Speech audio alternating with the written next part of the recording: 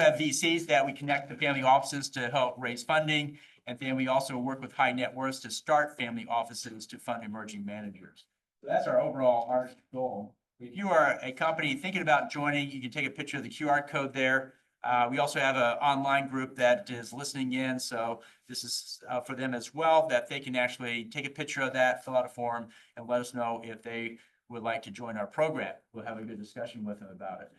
So today, the way we capture interest, we're going to have companies present. They'll have 10 minutes to present, 5 minutes for Q&A, then 5 minutes for feedback. In the feedback, we're going to put this QR code up there, take a picture of it with your phone, and give us a little bit of information about them. What we really need is your feedback as well. Even if you're not interested in investing, go ahead and give us feedback. What did you like about it? What could we do better? And then we'll actually use a little bit of time. We'll get 5 minutes to go around the room and see who has feedback or thoughts about the deal that they can share with the presenter as well. The other thing we have is an AI chatbot. I run a podcast program called Investor Connect. I've done over 850 interviews with angel VC family offices. We passed the 10-year mark about a year ago. And so we continue on with that. When I talk to angel group leaders, I ask what would you have done differently? And the most common answer I get back is, I wish I had put in more institutional knowledge. Because the way it works with angels and angel groups is a person comes in, they're starting to do angel investing, they make lots of mistakes, and just about the time they get good, they retire or they go on to something else. Here comes the next group, and they're doing the same thing all over again. If we can capture what people have learned and share it with others, we can make that process more efficient. As a part of that, I created what was called the Startup Funding Espresso. And the time it takes you to drink an espresso, you can learn something about startup funding and investing. These are 300-word micro blog posts with about a 1.5 minute audio that goes with it. Done over 2,000 of those. So decided, how do I get that out to the world? And when AI came along, I said, well, that's the answer. Put them all inside an AI chatbot. You ask your question, it'll just give you the answer. Searching the web or whatever, it's just right there. So we'll find that on the startupfundingespresso.com. Get a chance to try that out. Love to get your feedback on that as well. So again, we have these codes up here for scanning. And what we want to do now is go ahead and welcome, just to give a little bit more history here. We started this program in 2009. I used to work for National Instruments, and in the 2000s, I started 3 angel networks in 2006, 7, and 8. I helped start the CTAN in 2006 and Baylor in 2007. Big shout out to Kara Lane for joining us today. And then in 2008, 9, I helped start the Wilco Angel Network. And I started what was called Texas Entrepreneurs Network, and we were doing this program, but just in Texas. Over the years, we just kept growing the investor network and kept growing the program. And in 2016, we changed the name to 10 Capital because we were getting calls from outside of Texas. And so now we work it around the country. How do we do that? So we have in-person events, online events, and dinner events. We also have a number of other events that you can check out. There's about 20 each month that we do. If you scan the QR code or go to 10capital.group and click on the events button, you can see what those look like. This is our roadshow tour that we're doing this year. Say we're going to all these major cities and having in-person events like we're having at this one as well. And then this is the 2025 schedule. We've already been to Austin, now in Dallas, and on the way out to do the Bay Area. And then we'll be doing New York City in April as well. We also are going to have, for those who are going to South by Southwest, we'll be doing the Venture Lab. It'll be a presentation over at the Oracle facility in Austin. Invite you guys to come out and spend a half day with us. There'll be lots of panels and presentations going on around venture funding. And we already talked about the Investor Connect program. And we also have a mentor and advisor program. If you want to be a mentor or advisor, let us know. We have lots of startups that are looking for support and help in that direction. So this is what we do at National Instruments. We help startups and investors connect for funding in short order. So with that, let's bring up our first sponsor. We have TriNet here today. Let's hear from our sponsors about the great things that they're doing. And we appreciate the support they've given us here for this event. We have a long history with TriNet. I'm glad to work with them on this one. With that, we'll pass it over. Oh, thank you. There is no microphone. The microphone is actually in the ceiling, so you just talk and everybody can hear you automatically. That's okay. I think my voice will carry. Step back to Is that the sticker. Yeah, there you go. Staying right here. Well, nice to meet everyone. My name is Sarah Green. I'm one of the directors in the DFW market at TriNet. Some of you might be wondering who is TriNet, and we are actually a professional employer organization, also known as a PEO. And we work exclusively with small to medium-sized businesses on super fun things like strategic HR expertise and best-in-class benefits for all of that folks that you're looking to find your talent in recruiting, also keeping your talent in your business. And that allows you to basically focus on growing your business and being innovators in the market. We are a publicly traded company. We've been in business for well over 35 years. We have roughly north of 20,000 clients, and we're certified PEO, which is very important for those of you that work with PEOs on the tax side. You don't have to restart taxes if you end up working with us. We work with our partners, our VC partners, and we want to support in situations just like this. So thank you for allowing us to be a sponsor here today. Our goal is to really, if you're a VC-backed business, we want you to be focusing on the things that matter, which is raising capital, being innovators and disruptors in the market, and scaling your teams. Taking care of your people, they're your biggest asset. So you don't have to worry about things, or at least we don't want you to worry about things like regulatory compliance, EPLI, things that are not exactly the fun side of being a business owner. I was thinking today, one of the things that comes up is, do I have to have workers' comp if I fly to New York when I don't have employees that are actually based there? I hear you guys are free one. The answer is yes, you do. But you don't need to worry about all that because we're a trusted partner. We handle all the back end office, and we love doing it. And your path is our purpose. People matter at TriNet, and we'd love to have the opportunity to take this exciting journey with you. So if you have any questions about anything, Layla and myself are here to help. It's very nice to meet all of you. Hopefully I get a chance to meet everybody. Thanks much. Next up, we have from Shujaa Capital, Abdul. Come on up, Abdul. Let's had a chance to catch up with him last night at our family office dinner itself, and wanted to give him a chance to talk a little bit about his fund and what he's doing at Shujaa Capital in Africa. Abdul. Hello, everyone. My name is Abdul Golden. I am the founding partner of Shujaa Capital, a $15 million venture capital fund focusing on investing in pre-seed startups in Africa. We focus on enterprise SaaS startups, and our goal is to positively impact 1 billion people on the continent. And so the way we do that is with the particular focus in education and prop tech technology, right? So with the demographic trends across the continent, right? People probably have heard by now, right? Humongous population growth across the continent. But what people don't know as much about is mass migration from rural areas into more city centers across the continent. And so our thesis is evolved around making sure that we can fund startups that can help address some of the challenges that are going to come from that. Education, obviously, right? The more people there are, the more you have to educate.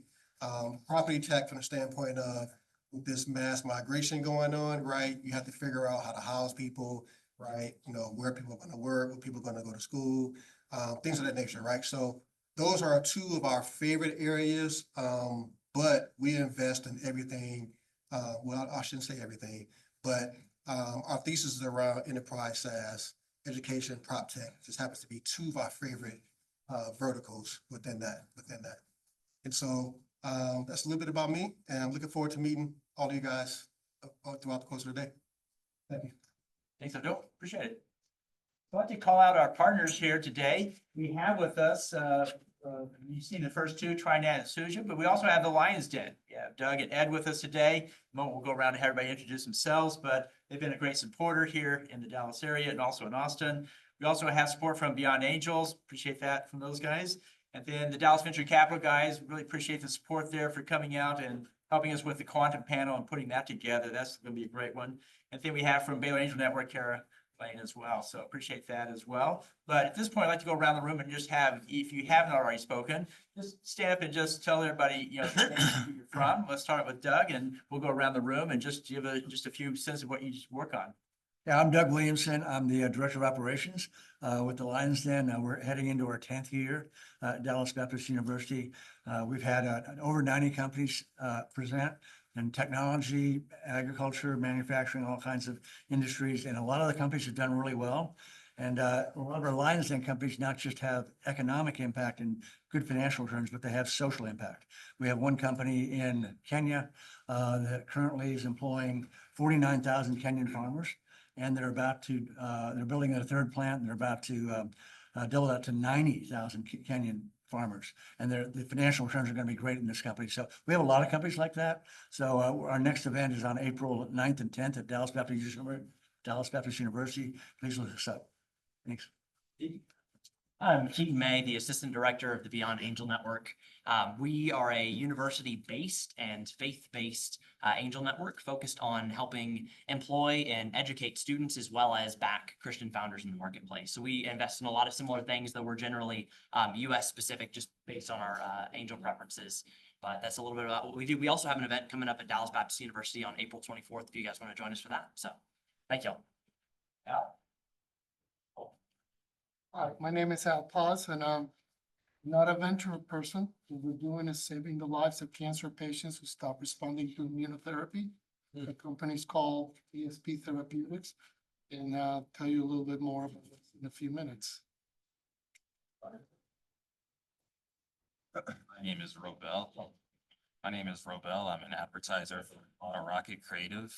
They sell services in web designing, graphic designing, and social media.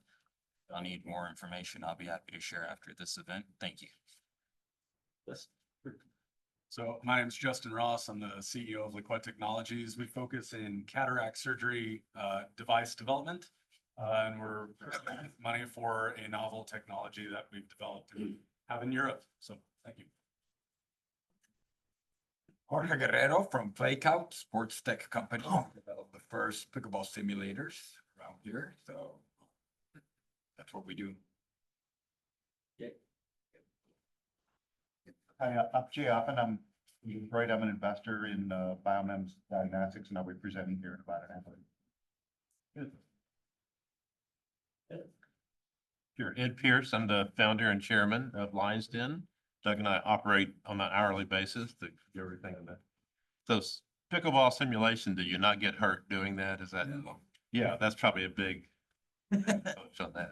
So please come April 9th and 10th. We want to see a lot of companies. Just come, you'll network with everyone in the space and you'll get a lot out of it. And so we just want people to come and just be part of our network. Thank you. And appreciation to Hall, knowing him for a number of years, and David McCall. So it's a great group to get involved with if you haven't done that. Second that, all of this is great. I'm Ron Check. I'm with South Island Ventures, coming all the way up from San Antonio today to be with Rob. What we do is we're a private equity fund that invest in, we acquire companies that are struggling with succession. We do that all around the world, and we find entrepreneurs. We screen over 4,000 entrepreneurs a year to become CEOs of companies to grow these companies. We've deployed over 200 million in equity so far, and we're buying 4 or 5 companies a quarter and turning the entrepreneurship through acquisition, traditional model, turning it into an asset class. So thank you for being here. Kenny DuPont. With Print3D Technologies, I'll let Lance tell a little bit more about that, but I'm operating as the Director of Operations and Construction. Hi, Lance Throkil. I'm a co-founder of Print3D Technologies, and we'll be presenting here as well. We're raising capital to disrupt the construction industry with a plan of tackling the affordable housing crisis. Really? Guys, Caroline Charlet. I run the Baylor Angel Network. We have about 140 members, high net worth, there's a family office as well. And then we have funds inside industry agnostic, looking at pre-seed, seed, Series A investments. We have quarterly pitch events. We have one next Friday if anyone wants to come through. Dr. Fee, I'd love to have you as my guest. Everyone, my name is Manish Moore, here with Dallas Venture Capital. We primarily invest in business-to-business software as a service. Usually going to be a slightly early stage, Series A or so. And we're sort of different in that all of the people that either invest with us or are actually working on our fund, we're very operational focused. We're really like working with the startup and being super involved. But yeah, super excited to hear, what everyone here is doing and learn more about all the funds and entrepreneurs around here. Thanks. Chris? Hi, Chris Bishop with FIntegrate Technologies. We have banks and credit unions basically automate collections and recovery and fraud and reduce cost while doing so. Keep them in compliance. So you'll learn more about that in the 4 o'clock hour. Thank you. I guess I'll go since I'm in the line. I work with Paul Martin over at 10 Capital. I manage his investor relations side of the business. And if anybody needs any introductions to investors, come find me. Next over here. Good afternoon. I'm Jonathan Schmidt. I'm a founder of Fabrics. We're a global data fabric company with a major focus on self-sovereignty, self-sovereign AI, medical data, and distributed data centers and distributed telecom. Thanks. Hey everybody, my name is Savio Chaco. I'm an investor in seed and Series A companies. Got a few of those. Also on the board of the North Texas Angel Network here in Dallas, a mentor through the DAP network. And then I have a couple other things on the side, but interested to hear more today. Thank you. Kevin, yes. Great, good afternoon. Kim Murray, we've developed a solution for Alzheimer's. Brain stimulation, personalized, 2 phase 2s done in every measure with flying colors. I'll tell you about it later. Great. I'm Layla Severi and I'm with Sarah, so I'm not going to go into big spiel you already heard. Great. Thank you guys for doing that. With that, let's go ahead and move into our first panel. It's going to be on green growth, investing in Africa, sustainable investments in Africa. So we can have our panels come up. Abdul, Doug, Ed, we'll put these chairs out, have you up here. We'll spend another 30 minutes asking questions and hearing about the opportunities that is there.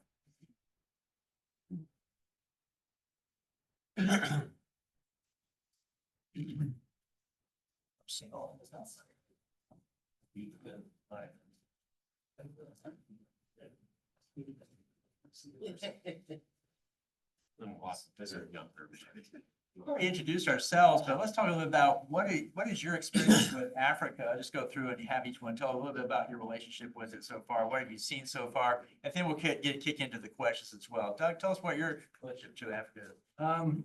Start off with, I have an African son. So he looks just like, no, he doesn't. He's from Nairobi, Kenya. We brought him to the United States to put him through Dallas Baptist University when he was 20 years old. He's now, he's a U.S. citizen and he's a captain in the U.S. Army. And anyway, I've been to Kenya probably 20 times and I've been to Africa probably 40 times. So I'm very involved with it. I've supported a lot of ministries. I'm on the board of a ministry that's in South Sudan right now. And so I travel all around it. I know a lot about it. And I love Africa. And Lions Den is actually doing our theme this year is impact investing in Africa.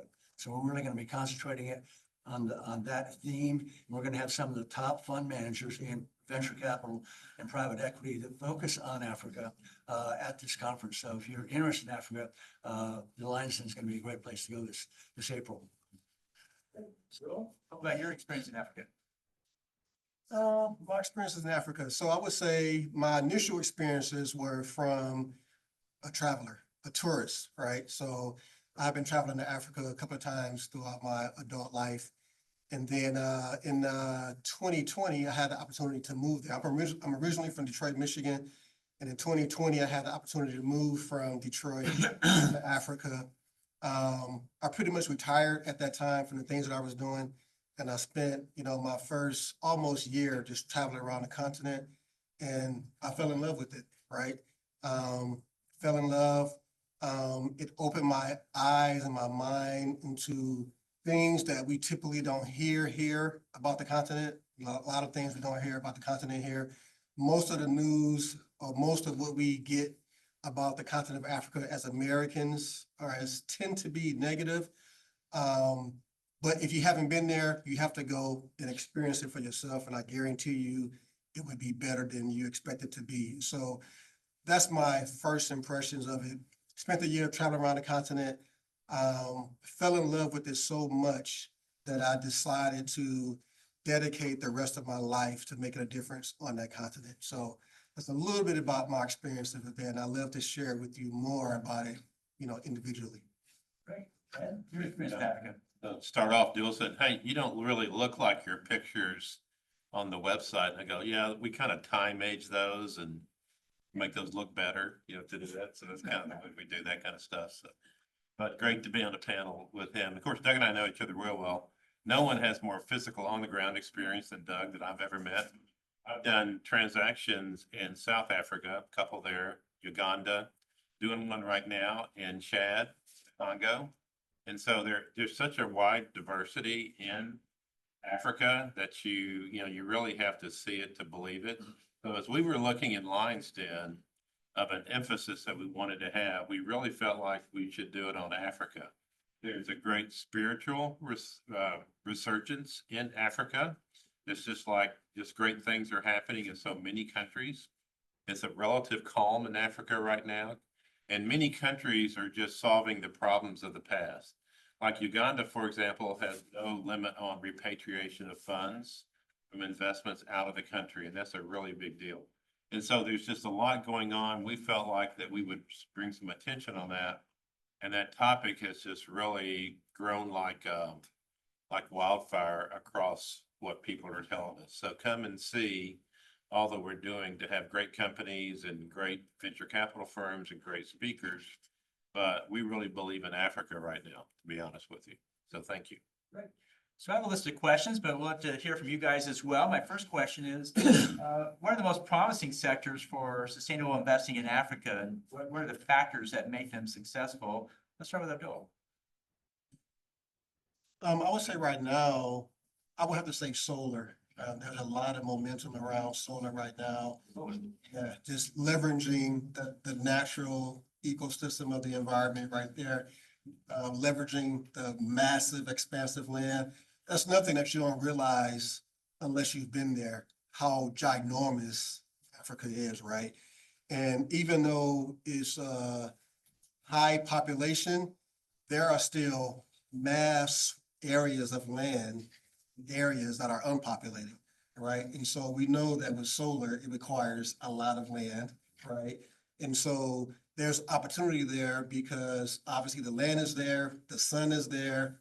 You don't really have to move a lot of people out of the way to do what you're trying to do. And so I would say solar is really high on that list. Great. Doug? I would have to second what Abdul said. We have one company called East African Power that presented about 3 years ago and raised money at the Lion's Den. They're doing hydro and solar. They started in Rwanda, and they have finished 29 projects, both solar and hydro. Some of the countries in Africa are really awesome for hydro. Rwanda is being one of them. They have lots of mountains, lots of rivers, and so then hydro is the most efficient form of generating electricity. Not much is wasted. And anyway, and it runs all the time. So yeah, I would have to agree that a lot of countries in Africa still 20% of the population or less has access to electricity. And so it's a big deal, and they're burning, they operate, they cook with coal.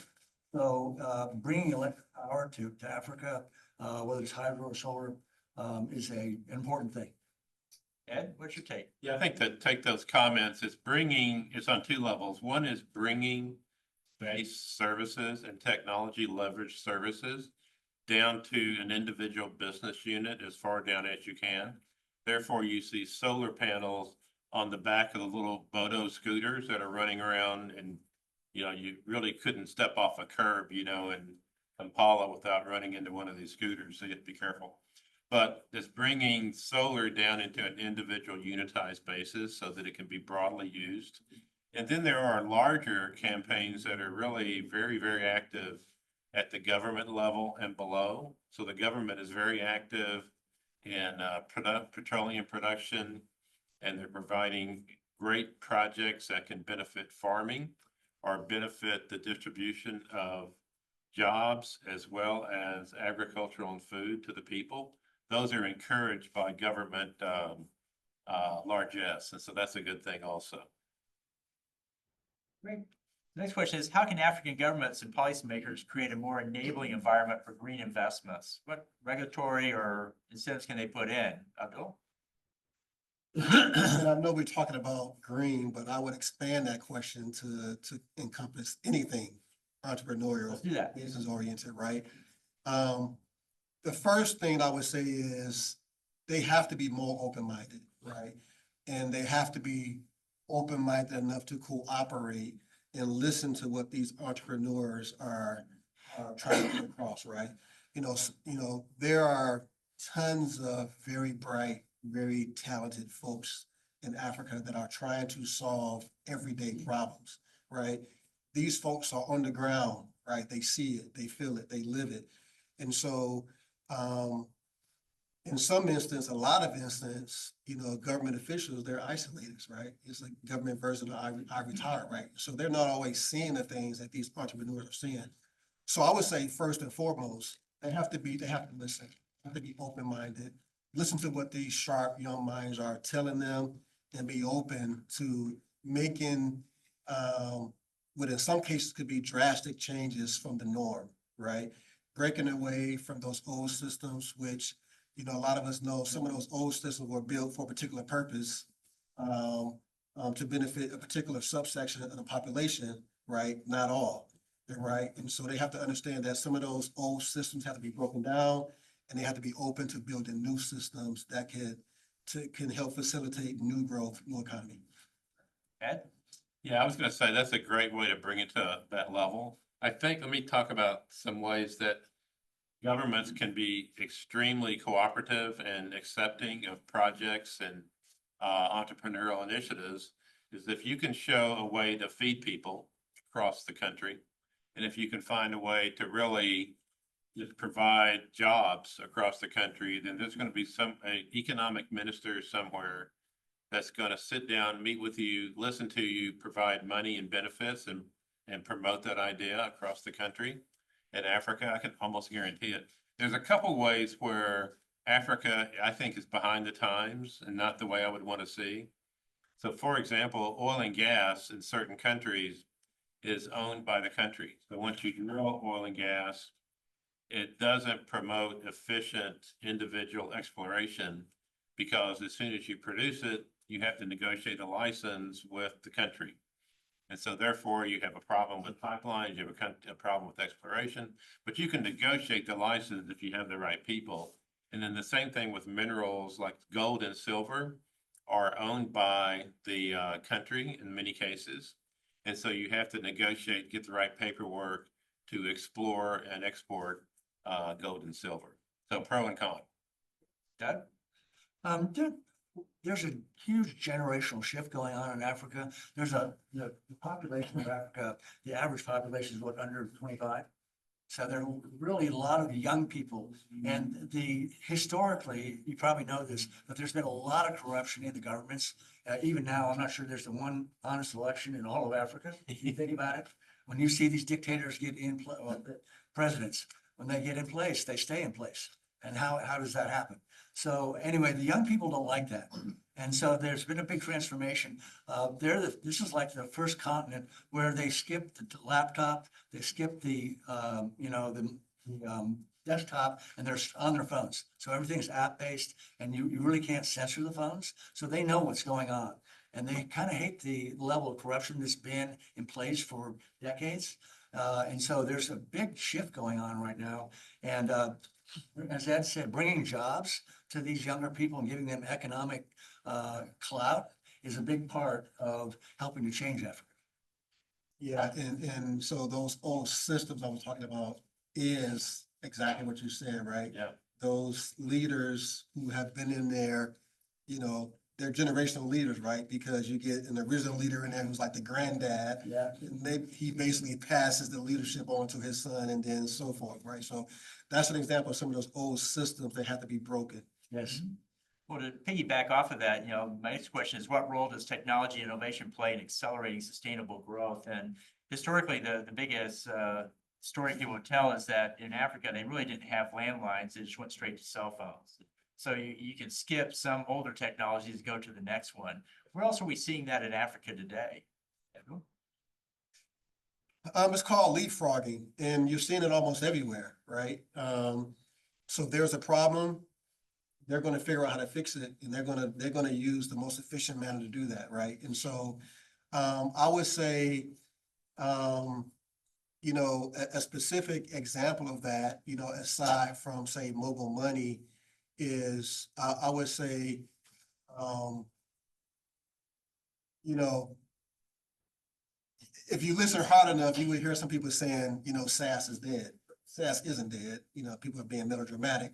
But even with that said, right, across Africa, you can see people kind of skipping the SaaS model in some cases and going straight to AI as the main facilitator, right, generator, right? So I think that's a very recent example of that leapfrogging coming into play. But it can apply in so many areas, right? Because again, a lot of these entrepreneurs and organizations are trying to solve problems. So they're focused on what's the best way to solve the problem. You know, how can I solve it the quickest, right? And so if it's a brand new technology that's going to solve that problem, they're going there. Ed, your take on that? Yeah, I think those are great answers. And so I was going to add to, if you look at, it's going to, the technology solution is going to leapfrog to the lowest common denominator, the lowest individual point of sale or economic base. And then you have the whole level that's really bigger. The larger level is really facing geopolitical challenge because China is really into everything and every place. And so if you don't, like they're into, we have a network company that Doug was referring to earlier that's doing hydroelectric. Where from a large hydroelectric plant standpoint, China is competing with them on a very big project, you know, in one of the countries. And so China is trying to essentially put its footprint in all these areas in Africa because they see the benefit of the minerals and the oil and gas and everything there. And so you really have people competing with geopolitical risk at a higher level. Quite an interesting time. You know, surprisingly, there's still technology in the US that has not been transferred to Africa that could be hugely helpful. One example that we've got is in the dairy industry. You may not know this, but 70% of all cows in the United States are using artificial insemination to stay pregnant every year. Bulls are kind of hard to take care of. So it's a much more advantageous and it facilitates the process, but you also get the highest grade bull semen in that process from the United States. And we've been working on this for decades. So let me tell you, how much difference do you think there is between a Kenyan cow in terms of how much milk it produces and an American cow? Just take a guess.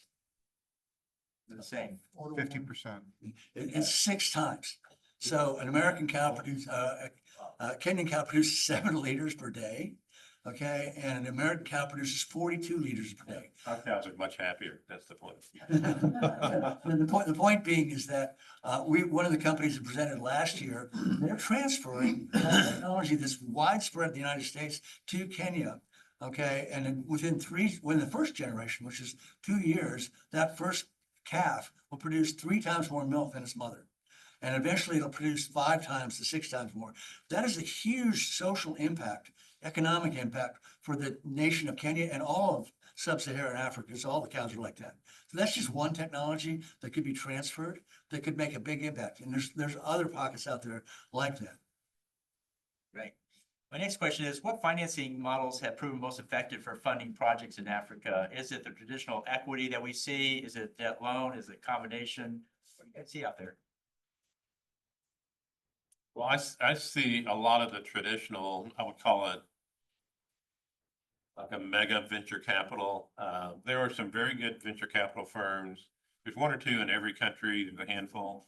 South Africa has a very good venture capital network, and they approach it primarily as a VC network, you know, as we would traditionally see it. There's an increasing, you know, debt to equity kind of structure that's happening across several different deals that we're seeing. And those are, I think, make a lot of sense. Hall may talk about later, like, an idea that Tin Capital has, which I think is really just a game changer with a lot of the investment world and being able to provide debt capital with a return, in a time period, which is really quite interesting.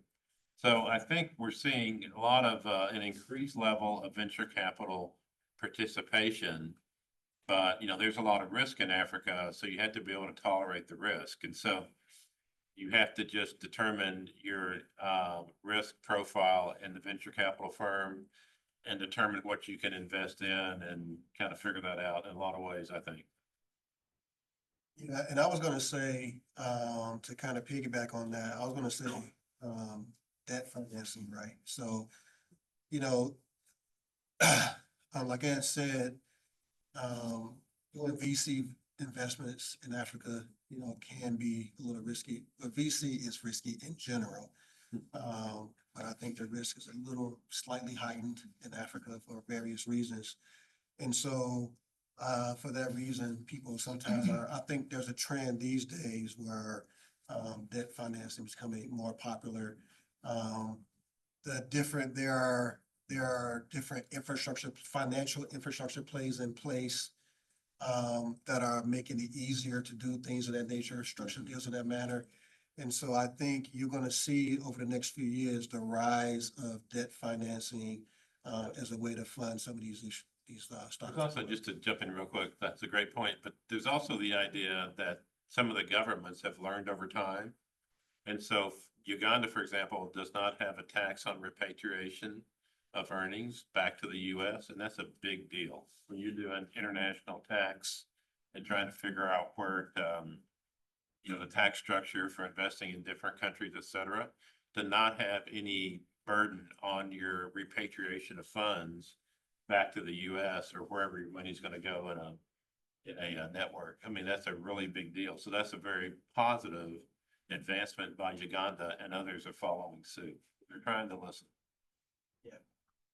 There's been a lot, as you all know, there's been a lot of foreign aid, especially from the USAID, and DFC have been funding a lot of projects. The problem, and in Europe, there's a lot of charitable NGOs that are funding projects. The problem with those projects is that the accountability in general is not there.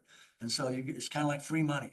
And so you're not really, you're not really employing the money necessarily productively, and you're always waiting for next year to get some more. And the nice thing about venture, whether it's debt or equity, and a lot of times it's both, is that there's a lot of accountability there.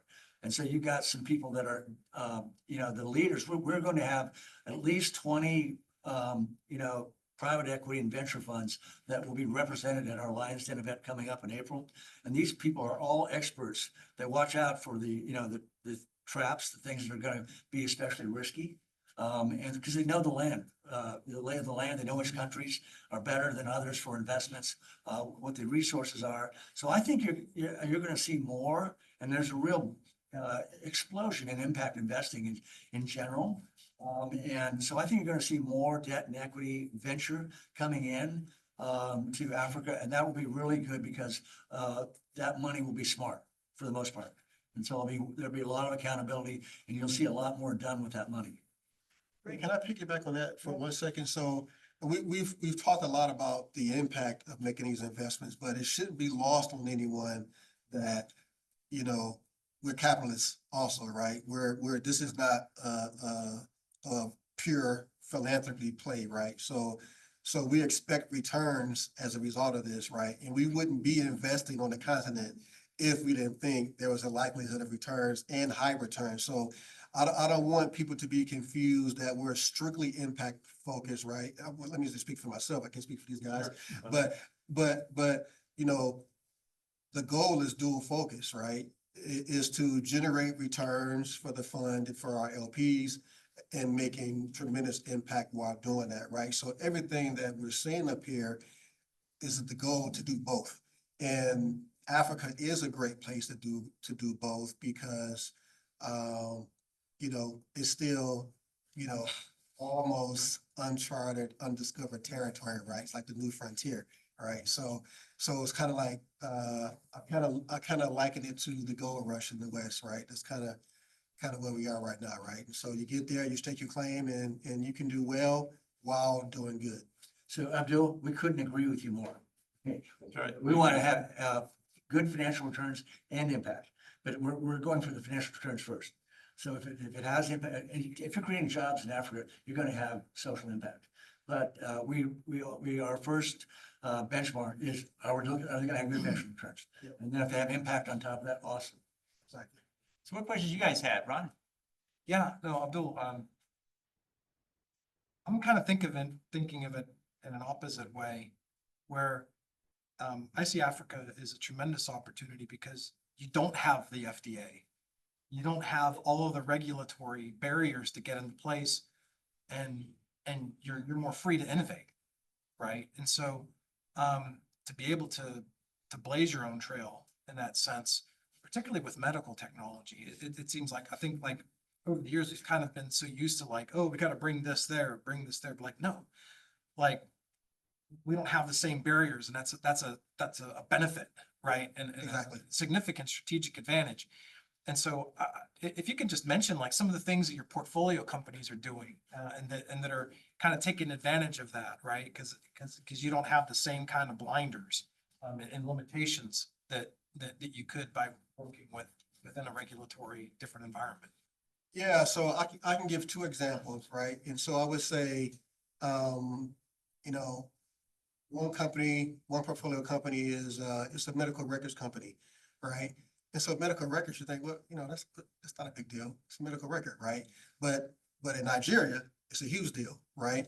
But not only is medical records a big deal, ownership of the medical record by the citizen, plus portability of that medical record is huge, right? Because people can be more transient, clinics can be more, even the medical providers can even be transient, right? And so you may not have the ability to just go to the same place. So portability of a medical record is important. The things that this company had to do to get that up and running, to work with different medical providers, it was a lot more streamlined, right? Because it was a lot less red tape. They could just make a phone call or walk into the clinic and just have direct conversations with, you know, people in charge and get a deal done, right?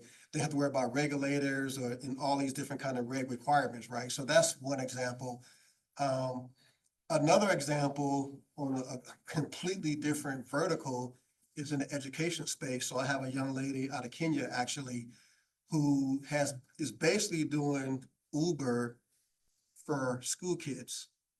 And her focus is getting children safely to school and home. On time, safe and on time. That's the focus, right?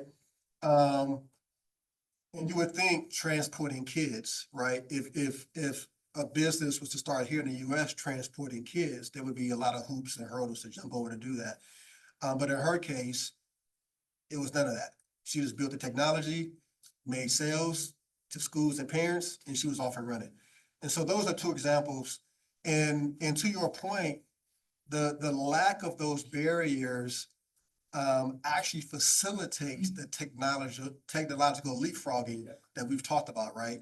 So you don't have those built-in barriers, whether psychological or otherwise, to try to get over, right? They're not there. So you just go from where you are right now to immediately to the next best thing. Thank you. Any other questions? My last question, and then we'll move to our presentations today, is how can African entrepreneurs and startups position themselves to attract investment? I get calls all the time from people in Africa wanting me to invest, but I don't know who these people are. I don't know where they're from. I don't know what they're selling, but you know, they've got some great idea. How can they be better at that process? First, tell them to call me. Okay. But also, and so that's a great question, right?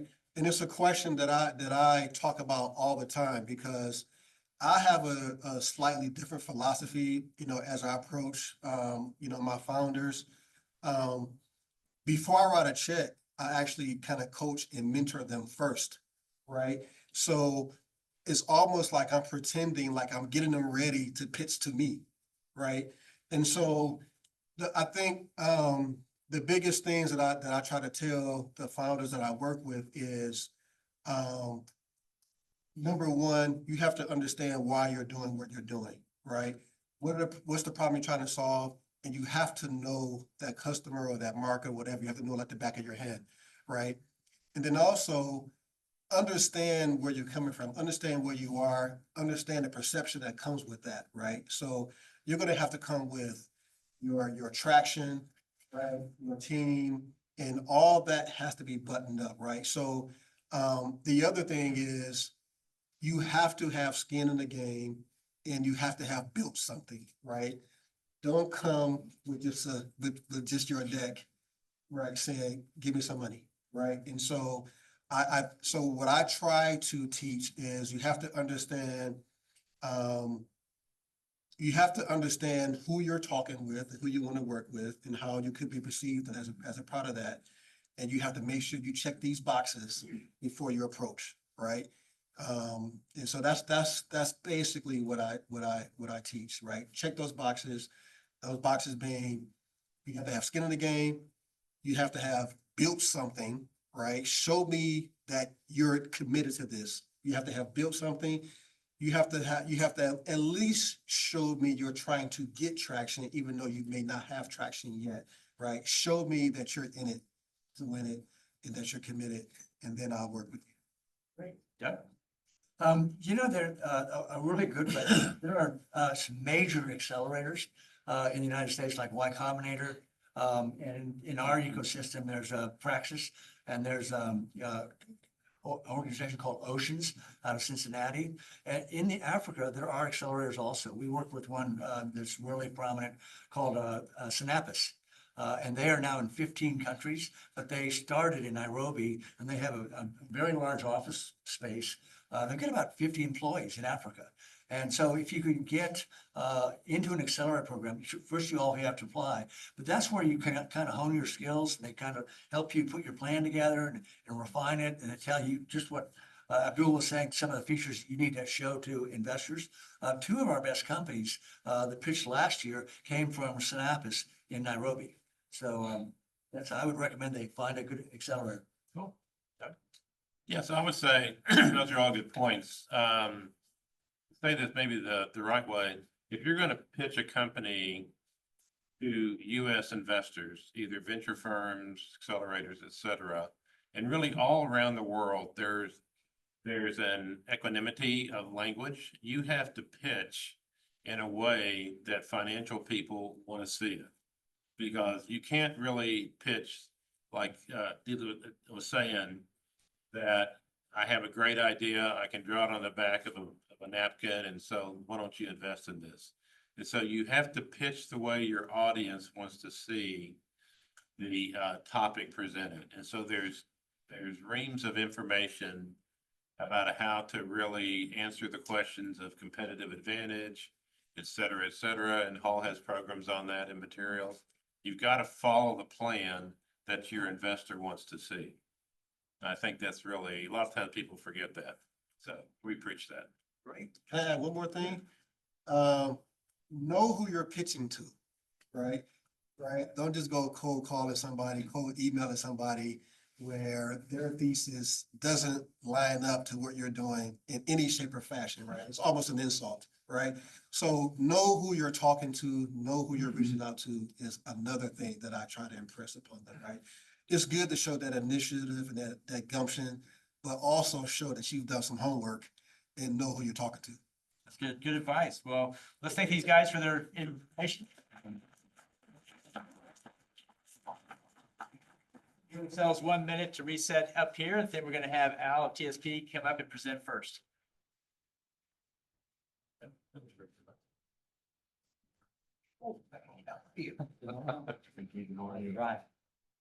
Not too bad. 15 minutes longer than we thought, but it happened. 5, so where would you? But yeah. It's good. How are you? Well, Getting all sleep? much more than usual. I'm still a little tired, so, but we're finding a routine. We're not quite so worried about it. Sleeping. Lily is, yes, doing a lot better. He's maybe waking up twice a night now. For 2 months is not bad. Last night, he went up a long time, like 5 this morning, and that was it. We're getting there. There you go. We had, 3 Years on sleepers eBay? and 1 no sleep. No sleep. Yeah. Oh, man. It's gonna be in the lines. No, I love my remote. Right.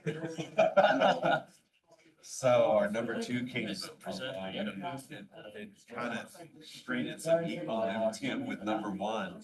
I just found that one, yeah. Yeah, It's hard to get them out. very, very good to get to that. Don't let him out. Tim was the guy that. Funny, but he's bad.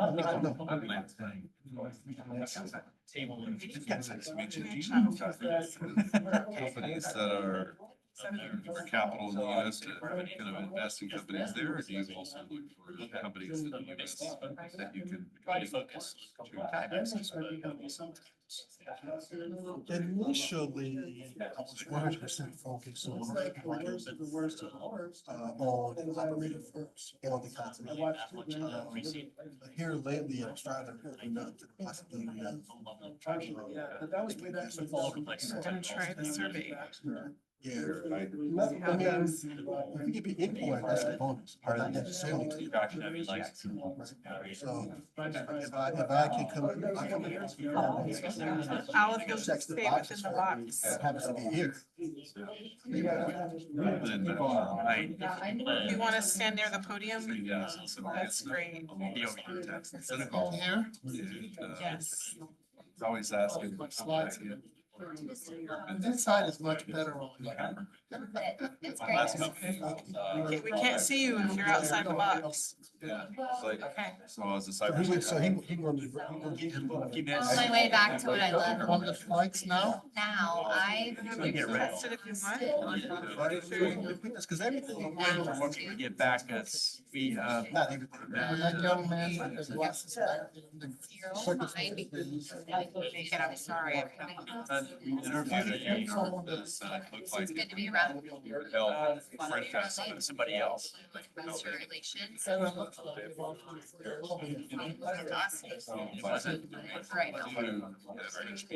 So last night, the guy got asked. Medical access to other, yeah, that was their focus. I was just curious. So what happened with that? It was kind of loud. We're 2 years into the business, so. Yeah, it's I mean, possible. sometimes you see the do that. That's what you're doing. Yeah. You look at the possibility of applying that. I mean, I saw your presentation, how I got. Live in. Oh, okay. So you know, this kind of. And you got a few minutes left. When we first worked on my last product, I did it with AT&T. And the first customer was. So that gives you one more Q&A time. So I did, and 5 minutes was great, and then launched to some other products and solutions, so. Here, Howard's I've always thought. Your opinion matters. Essentially, So it's it's a technology. So very- yeah, I've seen how it's done. I've seen one of you stand call. No, initially, It's all- that's a big. I have little people say I've seen this 42 times. You do that with a. But it's bad. Right, it was a good economic. Yeah, I'm On that basis alone, it sounds like. Yeah, I think it, yeah, and by indeed. Just work. like about it. Stay, safe spot is that box next to. Get that. You know, because there's some kind of local. You're just inside the. sometimes. You say risk profile on the side of. Yeah, I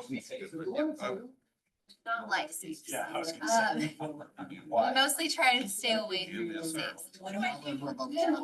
Your has a vendetta against them. A lot of people do, Yeah, our but solution started with hard from a client's perspective. It's like simple observation that access to specialty care. safe, safe. For any of them. Setting up their cap table. So they take other aspects. of things that they don't have. The means for the. Baseline, the baseline is not different. And we studied it in I've done Indiana, But we've done like 2 out of almost 100 investments.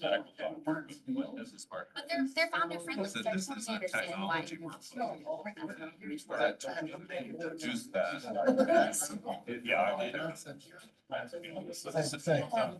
Software, a little bit of industry. It's started. Bubble on its own. If you think about. Why Combinator made this a thing? Everyone wants to say. One side, the other side's all. Change the time to, I understand. Very unusual. It's- So we were able to like, go into the family clinics. Oh, yeah. Cardiologist across the road. Yeah. Tie those two Yeah, or together something, to I can't remember. for sure. Let's see, Amazon, I think I only bought one that, yeah. Okay. So I got the replacement process, but to make a Yeah. long story short, That side of Color. It doesn't really fit that well. Man, I'm not even used to that thing. My Velcro did too, yeah. I just I bought some replacement on the top of it. Stitching out. No, I just embedded in your, it's kind of flat. That like I have. So far. Before you know it, you got a bigger face that they're not good at. It sticks in there pretty Yeah. well. Great. It doesn't need to. I didn't like the old show like Southwood. There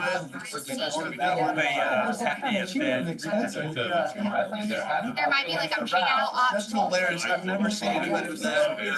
It's like, if you want to look at it,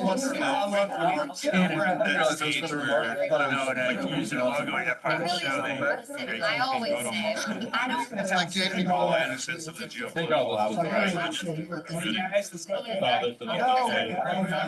And scanning my notes. You know, say, yeah. It's like I can just then email my notes off. What I would. I love consider a handwriting. Right. I bought the one with the keyboard originally and I've never used it. Advertise the investors. Up next is Al Paz of TSP Therapeutics. I've fallen. And with that, we'll go ahead and give it to Al. Everybody gets 10 minutes to pitch, 5 minutes Q&A, and then we're gonna have 5 minutes of feedback. Before this is gonna be a little bit different. I ask you to scan in the QR code, and then we're going to ask for your feedback verbally about what you liked, what you think they should do better. So with that, let's kick off with Al. Good afternoon. Thank you very much for coming out and listening to how we're going to help to save the lives of millions of cancer patients.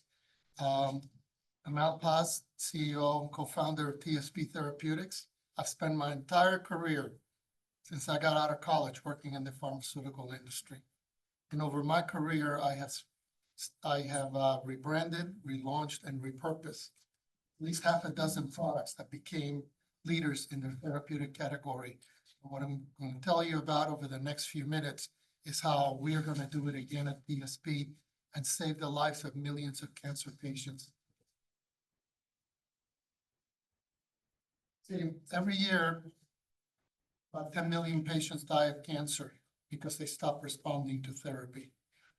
The reason they do is their immune system becomes exhausted and will not respond to the latest treatment, which are the cancer immunotherapies you see advertised on TV, Keytruda, Opdivo, CAR-Ts. So our plan is to relaunch, rebrand, and repurpose a fabulous immunostimulant that has been shown to eradicate cancer cells that stop responding to immunotherapy, whether the cancer cells are lymphomas on the left. If we combine with NK-based therapies like interleukin-2, we eradicate those, or carcinomas like colorectal cancer when we're combined with PD-1 blockers, which are Keytruda and Opdivo. These results are xenograft studies where they inject tumors into mice and then see what happens. We eradicated those tumors. Very precise effect. But these results are consistent with 3 decades of scientific research that includes clinical efficacy and safety data on 2,000 patients. So at 100,000 per patient, that's about $200 million worth of clinical data that our product has supporting its efficacy and safety. We will need to confirm these results in proof of concept trials, which generally don't take more than 10 or 15 patients. And the results can be measured as objective response rate, which means we don't have to show an improvement in survival. If we shrink the tumors 30%, and remember I said earlier, we eradicated them. We shrink the tumors 30%, we'll be able to compete the largest segment of the pharmaceutical industry, perhaps other than weight loss drugs, $300 billion, which is the cancer immunotherapy market. We just focus on checkpoint inhibitors, the Truda and Opdivo, that's $75 billion. They only work in 50% of patients, and they only achieve a cure or a complete response in about 3 to 5%. So just think the high unmet need in this very large and focused market. So the interesting thing for us is with this information, we say, okay, we're going to globalize, we're going to launch this, we're going to rebrand and relaunch this product globally. What's the gateway? What's the fastest way to market?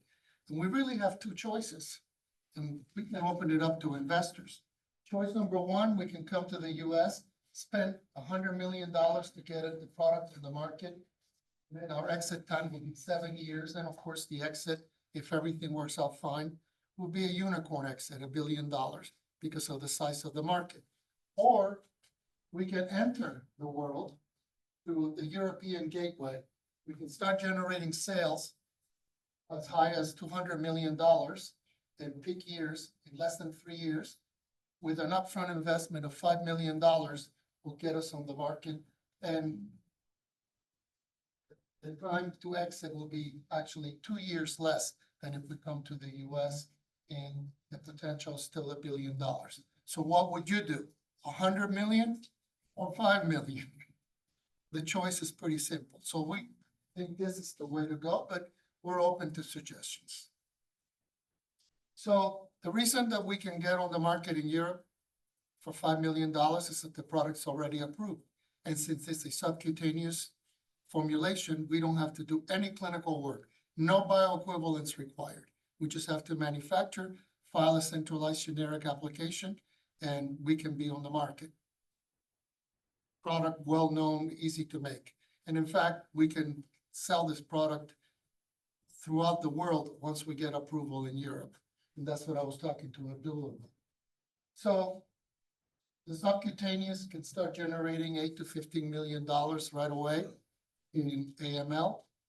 And then we have 2 patents pending that will protect us, in addition to the fact that there are no sales, and it's going to take anybody else 3 years to come to market, and they're not going to do that unless we have sales.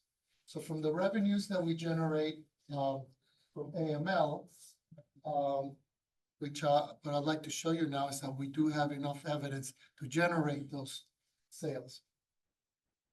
So you can see here, we double the probability of a cure versus best supportive care. There's no other product that can do that with the exception of stem cell transplant. We have one competitor, it's called Onureg from BMS.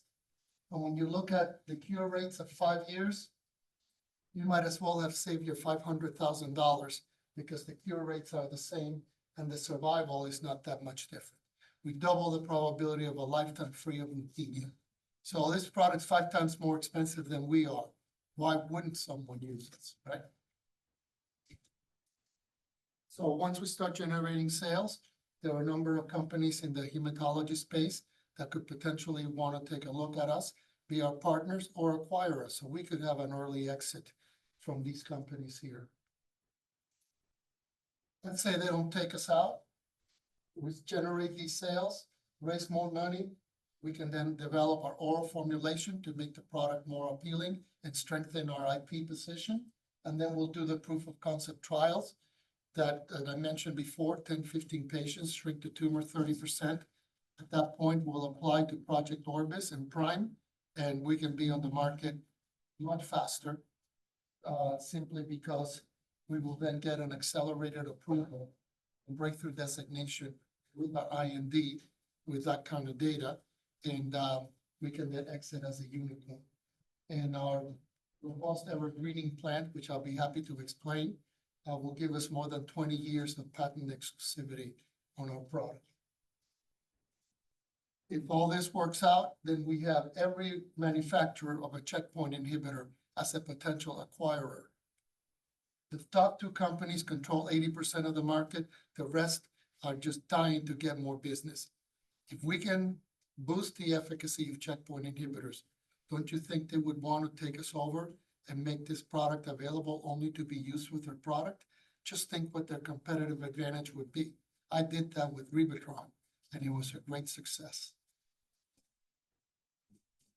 For angel investors, we're not expecting you to fund the entire thing, but we'd like to give you the opportunity to participate in the pre-seed round of convertible notes, 6% interest, 20% discount with a $7.5 million cap for the company. And all the activities that will use the money will go to enhancing the value of our company. Strengthen the IP, developing KOLs, corporate branding and investor relations to get more investors excited about what we're doing, non-dilutive grant applications from CIPRIT and other sources, and to small amount to, for corporate operations.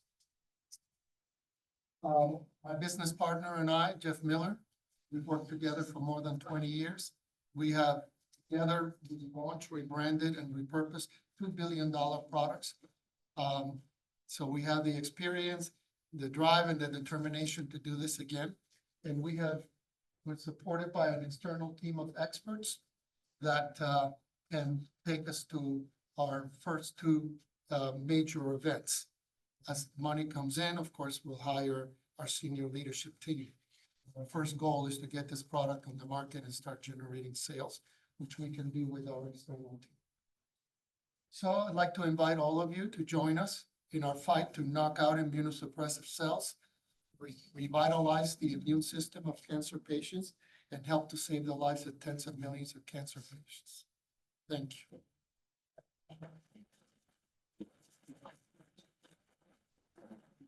What's the first question? Yes, I'll go. Go ahead. So, great talk, thank you. I guess the question that I keep kind of toying around with, why aren't the big boys doing this? So how do the big boys make acquisitions? The boss says, find me another CAR T, find me another PD-1. That's one way they do it. The other is they have their own research projects that they do not do well. And then they say, well, is anybody else doing something like this? Find me one.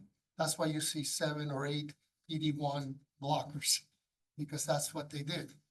When I worked for big companies, as you saw on my list, that's what they said they did. Find me another Pravachol, find me another ACE inhibitor, or they have the programs themselves. Now, they also invest big when something slaps them right in the face, like what happened with thalidomide and Celgene. BioMEMS paid $90 billion for thalidomide, a product that used to cause birth defects once it was developed into a successful company. So that's how we believe that once we show that we can commercialize an AML and have a proof of concept in combination with checkpoint inhibitors, that a lot of companies will have an interest. The big boys are already beyond the checkpoint inhibitors. They're doing into CAR Ts, CAR NKs, and adaptive restoring your immune system by you putting cells back into your body. They're way beyond that. And why? It's 400,000 a dose. They don't need 10 million patients. They need 10. And that's basically what happens with the big boy. In my experience, anyways. I was glad to see that you've got history rebranding and relaunching drugs in the past, which is good. I was going to ask specifically with this immunostimulant that you're working with now, what was the shortcoming of its initial launch? What mistakes did they make, or why is it needing to be rebranded and relaunched? And what are you going to do to ensure success? So, thank you. The repurposing is we're moving from AML to solid tumors. Gotcha. So we're not going from toenail fungus to brain tumor. We're going from one very bad disease to another bad disease. In 2008, there was only two immunostimulants. One of them on interferon. The other one was interleukin, which was basically poison. And in vitro it worked great. It did not work in humans because interleukin actually promotes overproduction of cells that inhibit its own efficacy. So the data that I showed you, the way we boosted interleukin-2 was considered revolutionary at the time, but nobody liked interleukin anyways. The company that developed this product ran out of money and ran into a lot of them. It was called Maxim. It was a high-flying biotech firm back in the 90s. They were acquired by a company that didn't want any of these assets. They just wanted the shingle. They wanted a NASDAQ. So they did a reverse merger. The first thing they did is they sold this thing to a Swedish company that had developed an oral fentanyl for cancer, and cancer doctors don't like to treat pain. So they said, oh, let's get a sexy cancer drug. Only product approved for the prevention or relapse of AML. They thought it would sell itself. When it didn't, they did nothing with it. Then other people tried to buy it along the way. And by the way, that company paid $20 million for this in 2008. Imagine what that is today, right? So other people tried to buy it. They went bankrupt. All of a sudden, 2019 came along. We tried to buy this out of bankruptcy. It became a nightmare if you've ever had the displeasure of working with bankruptcy. Then came COVID. We realized that all our patents were going to run out by 2023, and we said, why are we paying them $2 million for something that has no value when we still have to do everything we would do if we were going to do it ourselves?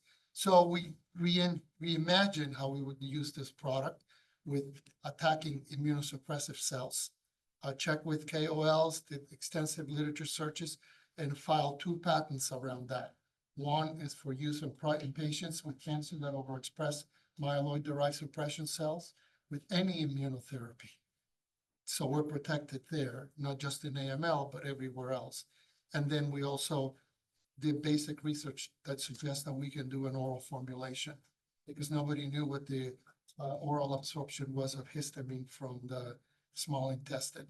And we know now that it's moderately high. So that means we could get a BCS waiver.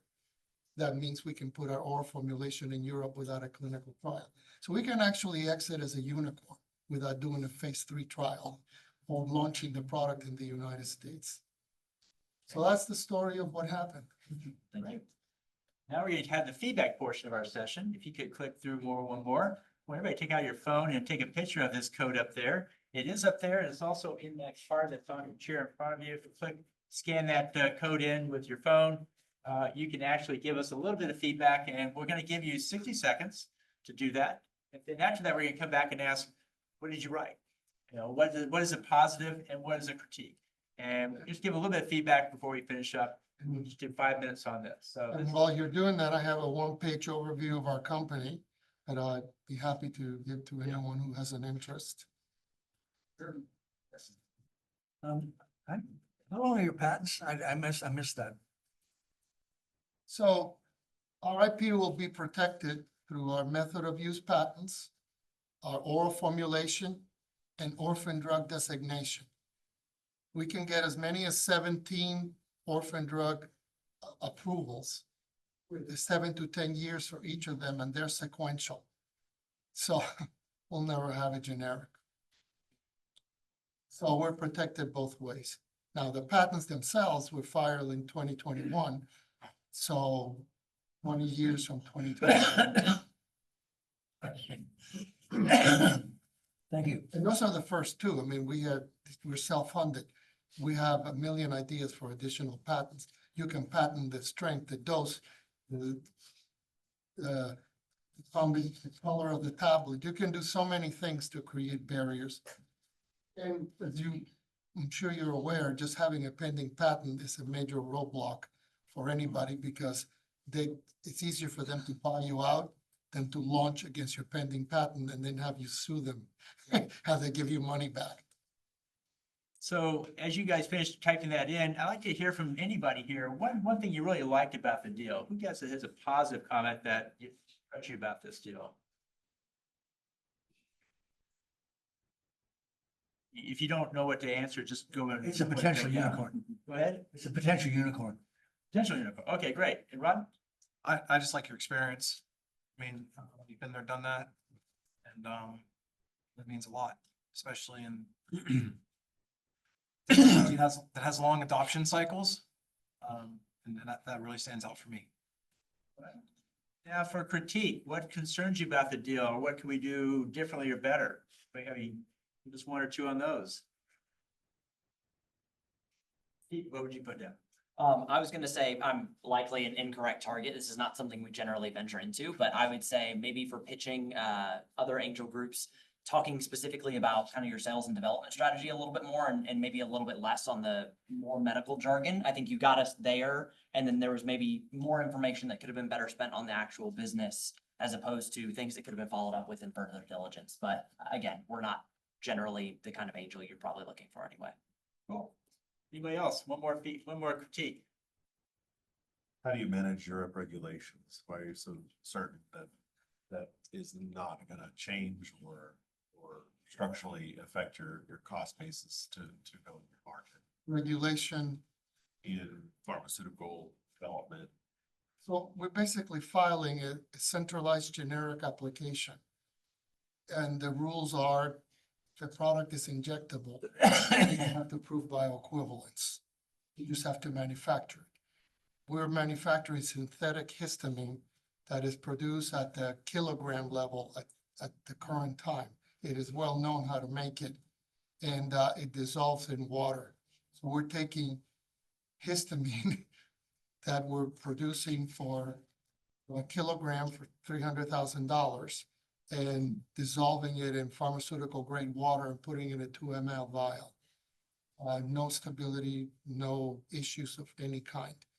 So the rules are not going to change for generics. If anything, they're trying to make products to launch generics a little easier.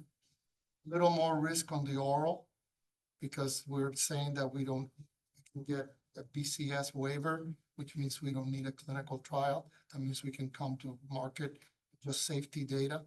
But if we had to do a trial, that's okay. That would just strengthen our patent position. It just take a little longer, and we'll come out with, self-administration injections to make it easier for people and protect our position. So that's the answer. If we were doing clinical trials, I would say, well, for the solid tumor, there is risk there. But that just means we answer that risk by doing more and more trials. That's why you want to do small numbers. How many negative trials does Keytruda have? A lot. You just don't hear about them. You only hear about the one that worked out. If it's accepted in the EU, and it's very successful, don't you still have to go through clinical trials, phase 1, 2, and 3 in the US to get approval? Yes, that's why, but we don't plan to do that. Because before you do any of those trials, you want to file an investigational new drug application. So the plan we have is to do proof of concept trials in Europe, since the product is approved, in Australia, of course, where you need an IND, and save ourselves $1.5 million. Because we don't have to do an IND and we don't have to do IND enabling studies. We get the data in major important centers around the world, show that we shrink tumors 30%. That's the criteria for an objective response rate. It can be done in 12 weeks. When we have that information, we'll put it into a project called Project Mobius that regulatory agencies work with the companies to accelerate the approval of products. They'll work with us and tell us what trials we need to do to get to the US faster because the product is life-saving. And then that's the IND that we file, and that IND will come with accelerated approval and breakthrough designation. That means that the phase 3 trial, the survival trial, is done after the product is on the market. So the $200 million trial will be done once we're generating money, and we can come to market with $20 million for the studies. That's our time. Thanks so much, Adam. Up in Sinaptica.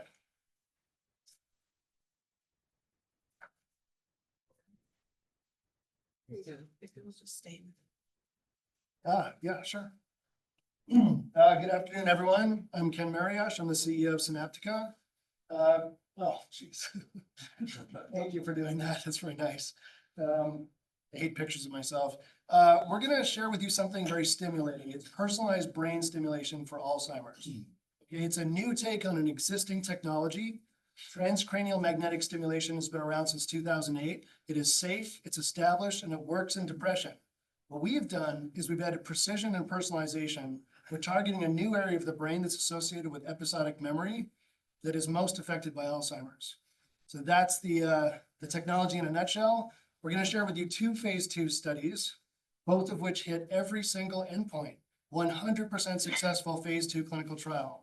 When was the last time you heard about a press release about an Alzheimer's therapy that hit every single endpoint at 1 year?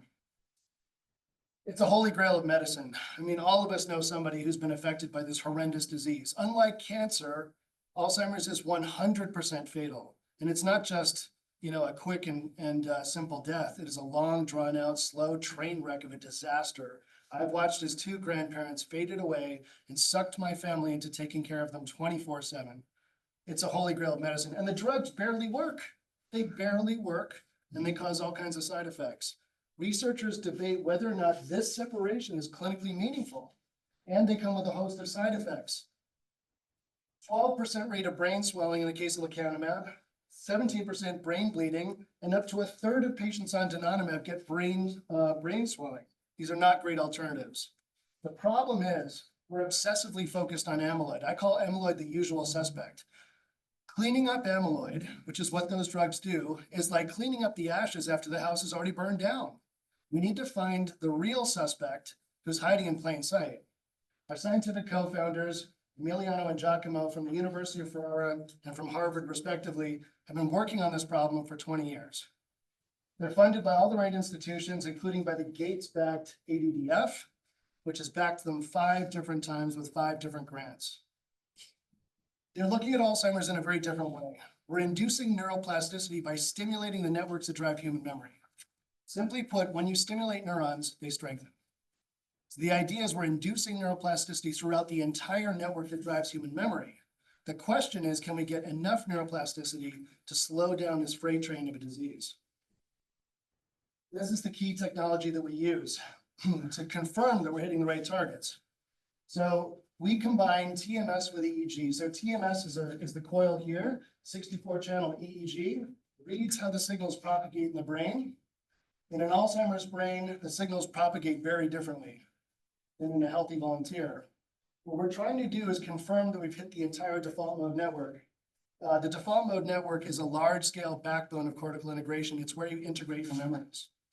So if you think about later tonight, when you're not doing anything, when you're not engaged in an external task, have you noticed how memories just pop up to you from the day? That is your default mode network at work. It is integrating and consolidating memories. It's deciding what's important, what to lay down memories deep into your hippocampus with versus memories to discard from the day. That's where you form and retrieve memories. We're stimulating the entire network, or looking for confirmation that we're stimulating the entire network. Here is the results from our second phase 2 study. There's Giacomo presenting it on the stage at the world's biggest Alzheimer's conference in Madrid on October 31st. That was the audience in attendance. I think there's me over there in the corner somewhere. And you could hear a pin drop because people have not seen data this effective in, 20 years. This is the results on the primary endpoint, the clinical dementia rating sum of boxes. This is a global measure of Alzheimer's. This is what the FDA requires for drugs to be approved today. We nailed it. Statistically significant separation on this global measure of dementia. On cognition, we also showed statistically significant separation on measures of cognition. Functionality, look at this. These patients who were stimulated at 1 year, they barely lost any function. 87% reduction in the rate of decline. 87% slowing. What would that mean for patients? Think what that would mean for patients. That's years of additional life, years of Christmases, birthdays that would be remembered, not to mention grandkids whose names would be remembered. And now also on behavior, we show an effect on behavioral disturbances in Alzheimer's. That's hallucinations, aggression, depression, apathy. In those domains now, our stimulation has a good effect. So we hit the trifecta. No drug has ever done that. No drug has ever hit all 3, ever. The worst that could happen to you with our therapy is a mild headache which spontaneously resolves, whereas the drugs could kill you and barely work. We got FDA breakthrough designation. We're published in all the right journals. Now we're starting to get some great press now this data has been presented to the world.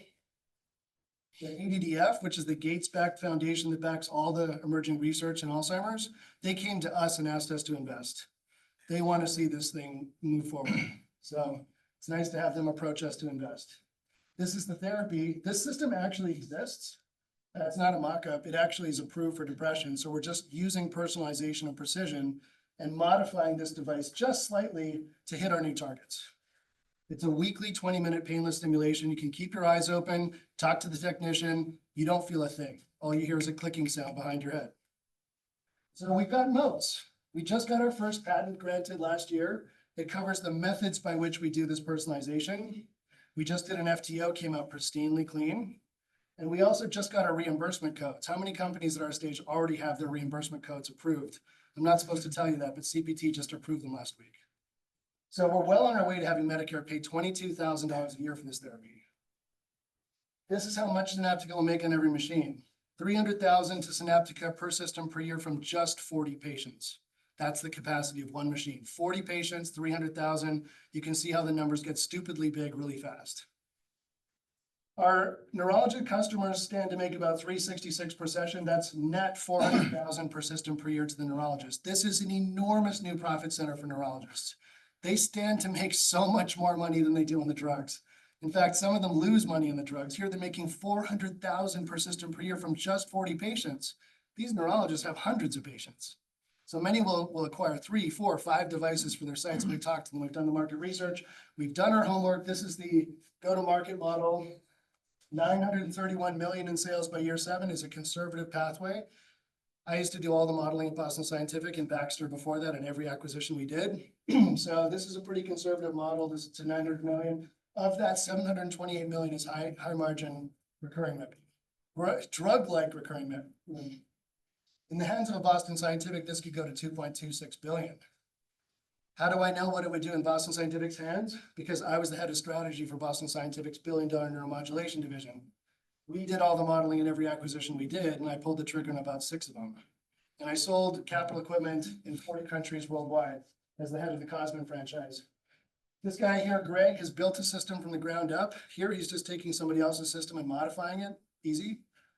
Lisa has just finished running a phase 3 in Alzheimer's. So she knows all the sites, all the vendors, all their endpoints, everything. She's just done it. We've got some of the biggest names in the world who agree with this. This could be a huge breakthrough. Jeff Cummings is like a top 10, if not top 5 KOL on all of Alzheimer's. Giovanni Frazzoni as well. What your convertible note funds is an early AD study that just this morning at 9:30 a.m. we announced by a press release this study is starting. Early AD means attack the disease as early as possible, keep patients' cognition in as healthy a form as possible so that we can give them years of additional life. If we're successful in this study, we will double the LTV of every patient, double the LTV, double the lifetime value, double the value of their life to them. We know, we just announced this morning, actually, this is just hot off the presses. We'll reduce the stimulation time to 6 minutes with this new form of our therapy. So we can triple the capacity of every machine. It's based on phase 1 memory improvement data. In healthy volunteers, we can boost memory by 60 to 80%. Would you like to remember 60 to 80% more? I would. That's just been published.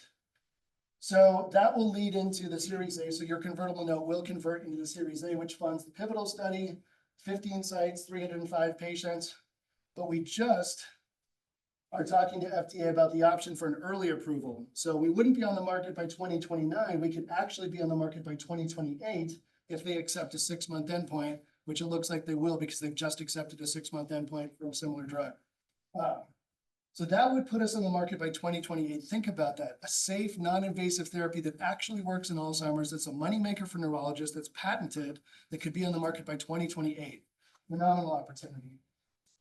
Boston Scientific could easily swoop in and buy us. So could Medtronic, so could Abbott. I'm talking to LivaNova next week. GE is a great candidate, Siemens maybe. I'm talking to all of them. An exit like NovoCure would be ideal. NovoCure is for glioblastoma, another 100% fatal brain disease, except that Alzheimer's is a 400 times bigger market. 400 times bigger. And they IPO'd for 1.8 billion. So it's not hard to see the enormous returns that are possible here. Your $9 million note, again, funds that phase 2 study that just was announced this morning, that if we're successful, doubles the LTV of the patient. I've got Sony and Time Zero Capital as our institutional backers. I've got about 2 million into the note already. And the ADDF, the Gates-backed foundation that asked to invest, we're reserving 3.6 million for them. So that leaves 3 million open in the note. It's a 55 val cap, which compared to some comps is a very good val cap, and then a 20% discount on top of that. So this is a huge breakthrough in the disease of the century. This is unprecedented phase 2 clinical data published in reputable journals. It's a patented moneymaker for neurologists, and it's an opportunity to be part of something that has planetary impact and commensurate returns. If you'd like to know more, come talk to me after.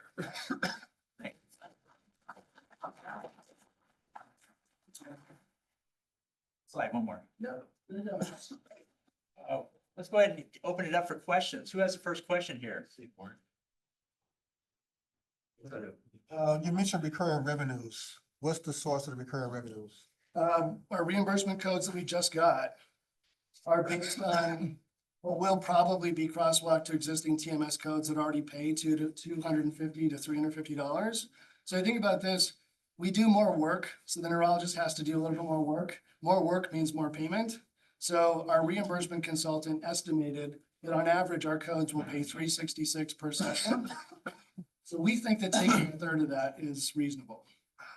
And we've tried that on with a few big KOLs, and the economics really work for them, even when we take a third of that recurring payment, because the system pays for itself in 18 months. So it's the multiple sessions for each patient that represents the recurring revenue for each patient. Every week, $366 every week for a 20-minute session. It's really good economics for a neurologist. I mean, neurologists don't make a lot of money. You'd be surprised. They're kind of like low on the feeding chain, on the food chain. So we're giving them an enormous new profit center. It would be like adding dialysis to a renal specialists. Yes. I missed the profit model with the, are you selling it outright to neurology practices? Okay, and they have to come up with the financing or revenue model or? Yeah, I mean, I used to sell capital equipment for Boston Scientific. Once you hit about 300,000, in my experience anyway, the finance team starts to worry about how are we going to finance this. But if you're under that, if you're like 250 down to 200,000, usually most practices, we're going for the big ones, they can afford that right outright. I don't like leasing models, but I'm open to it. We could do a leasing model too. I've tried that at Boston. It's tougher. You can do it. If it's $1 million MRI, sure. But it's a $200,000 system. Okay. Yeah. Good question. Yeah. Did you show or do you have a picture of the therapy being applied, the therapeutic? Yeah. This is it. This is the actual system. So, you know, most companies would show you a mock-up. This is the actual system. This is just with our branding. We have the system is sourced by a publicly traded company called Nexstim in Finland. And we have a transfer price that's pre-negotiated. We have worldwide rights to Alzheimer's and MCI, so mild cognitive impairment. And you can see where you're going using neuronavigation. So that tells you exactly with millimeter precision where you're about to stimulate. This shows whether the signals are propagating in the right way, confirming that you've hit the right network. By the way, if you hit the wrong network, you won't see this effect. There's the dorsal attention network, you don't want to stimulate that. There's the salience network, you don't want to hit that. You certainly don't want to hit the visual network, which is in the back of the head. You want to hit the default mode network, and it's different for every patient, so it's got to be calibrated. And that's what our technology unlocks, is the ability to confirm, yes, we've hit the whole default mode network, and we're lighting it up like a Christmas tree. I have one more question. Go ahead. One question. So to follow up on your answer to Ed, so your technology is focused on being able to reliably find and pinpoint exactly where to apply this treatment. Got it. That changes everything. Yeah. But what happens if that pinpoint area isn't found? What are some of the potential side effects? Okay, so there's a theoretical risk of a seizure. So you have to calibrate the dose for every patient. FDA actually asked us about that. And we said, yes, there's been reports of seizures in the literature once in a while. The Alzheimer's brain already has epileptiform activity. I don't know if you know that. So when you add to that, you could cause a seizure. So it makes sense. That's why we personalize the dose. We don't want to overdose them. That's what could go wrong. The other thing that might be, a problem is a headache, but the headaches that we've seen, they spontaneously resolve. So those are a far cry away from the drugs that cause brain hemorrhage that could kill you. I mean, that's the worst that could happen. And when we talk about seizures, we're not talking about grand mal seizures on the floor. We're talking about momentary lapses, like you're gone for 3 or 4 seconds. And do you have any data representing the risk of some of those non-positive outcomes? We have 66 patients that we've stimulated up to a year. So we have all of the collective safety database from those patients. Plus, we're leveraging depression, which has hundreds of thousands of patients stimulated. Now, you would say, well, the depression patient is younger, has a more intact brain, not like a delicate Alzheimer's brain. So it's a little bit of a different safety test, but we're way below what they do for depression. They deliver hundreds of thousands of pulses for depression, and we're way below that. All right, let's have some feedback time here. If you guys could take the next 60 seconds, scan that QR code in and give us some feedback. We'll give you 60 seconds and then we'll ask for your feedback there. To refresh their browser. See it in real time. Okay. So if you guys can click to refresh the browser, submit done, we can actually see the results up here on the screen.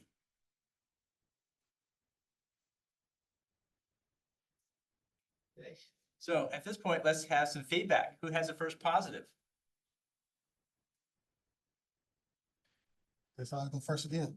I think you nailed the pitch. I think you did an excellent job. I think you hit all the key points. I can tell you've done this a few times because you knew exactly what to emphasize and when. So great job on the pitch. And I think this market is very intriguing. Big market. Biggest in medicine. Yeah. Right. Who has a critique? What can we do better? Or what did you are concerned about the deal, I guess? How would you put that? I'll go. In your experience in the past, when you passed on deals, what is one attribute that this particular deal has that you don't see that barrier, that hurdle? So why have people passed in the past, but that's not applicable here? Yeah, like your prior experience on acquisitions and such. Oh, I've looked at so many deals at Boston Scientific. It's so much easier shopping with other people's money. I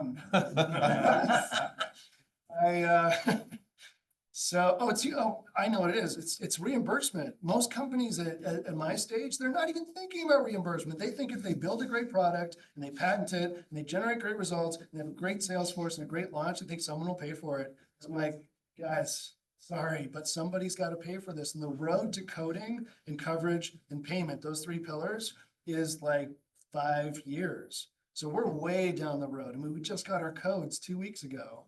Fantastic progress. Most companies, the kiss of death is they launch and then Medicare, there's the desert of no coverage for 2 years. They can't survive.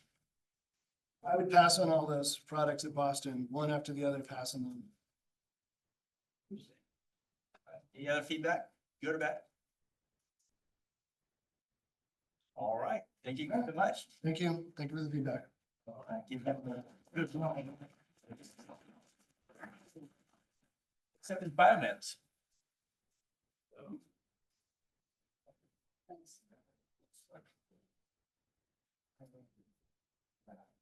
How many innovations is up? Looking forward and So many hurdles. She'll stay within So many the hurdles. there.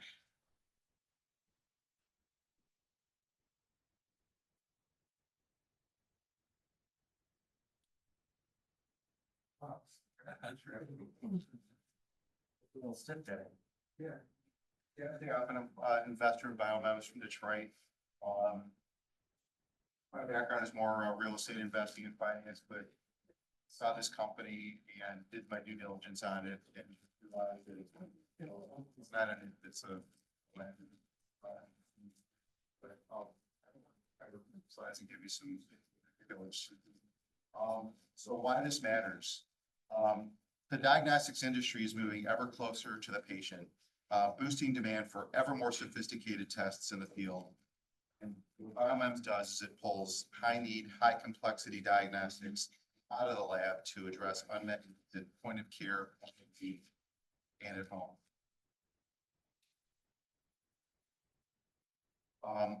Current state of the art is either expensive toaster size, analyze it, needs a trained technician, or with results that take a half hour to a half a day, or limited information from urine dipsticks, yes, no answers from devices, such as pregnancy, COVID tests, and what you do with manual results, generated at home.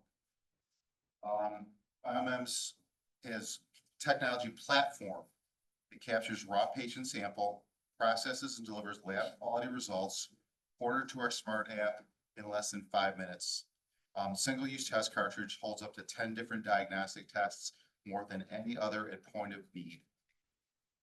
Hundreds of commercially available diagnostic tests that previously required a clinical lab can be adapted to our handheld cartridge and analyzer. If you can operate a smartphone, you can administer this test pretty much anywhere. Have skills, no wait. There's no other test platform that can perform this outside a clinical lab, less than 1 part per trillion for proteins in urine, for example. The test panels we developed for our platform can detect and measure anything from a single bacterium to a single protein, and we can create many different panels for many different biomarkers quickly and affordably. BioMEMS is an integrated hardware and software platform that makes slow, complex, and expensive lab tests work faster and smarter outside the lab where they're needed better. Not only provide test results to the user, but also simultaneously transmit results to providers and payers. A key differentiator is the quality and timeliness of the data, possible because of the precision and accuracy of the technology. Hence the core weakness of most digital diagnostics and digital healthcare concepts. Quality of first-party data, how the data are packaged and managed at the user level, provider and payer level, and ultimately how that data is monetized. We approach the diagnostic market opportunistically and develop tests in partnership with global brands. As a platform technology, we're not tied to any single disease or condition. As an investor, I think of it as maximum diversification and minimization of risk. Initially, we're focused on healthy aging, infections, and nutritional deficiency because there's non-dilutive funding available from the government and corporate partners eager to enter into these verticals. We're a platform. We can go deep and wide, as you see here, but initially we're adapting a narrow focus. To validate our market traction with global brands, it was the last presentation just kind of was fortuitous. We've just inked a deal to develop a first-in-market canine Alzheimer's urine test for Health Science Diet. It's a Colgate-Palmolive subsidiary.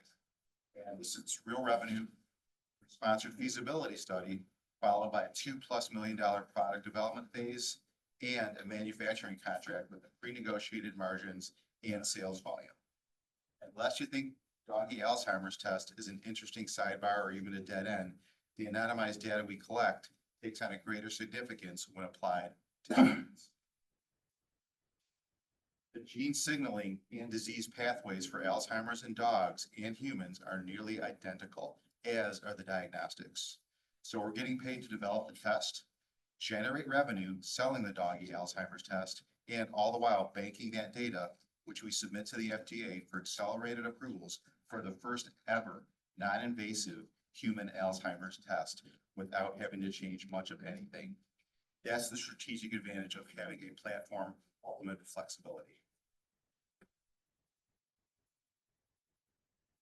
Canine Alzheimer's test can enter the market without FDA approval. As soon as we're done developing it, we can go to market with Hills, and whatever number we negotiate with Hills for contract manufacturing, put another 3 zeros behind it for the human Alzheimer's test.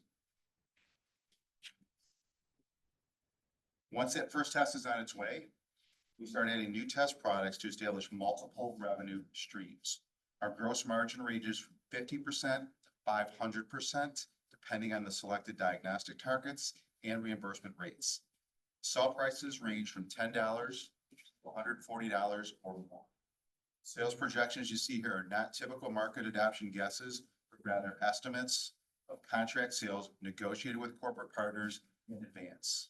As for the reimbursement, CPT codes, launch expenses, our corporate partners handle the commercialization.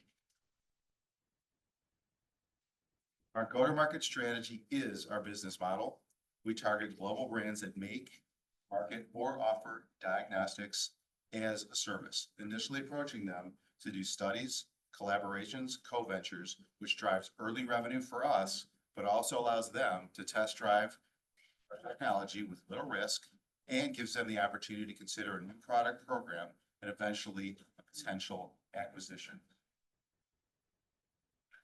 Our stated goal is to be acquired quickly, to build a huge organization, commercialize this platform, or manufacture scale. Those organizations already exist, and you just saw their logos. Acquire needs two questions answered. One, does it work? Two, can we produce it in huge quantities at low cost? Then the value proposition. In our case, it's the ability to use existing FDA-approved diagnostics already performed in a lab that we convert to point of need and at-home use. Crushes the cost of development, compliance, manufacturing, what's available at point of need and at home.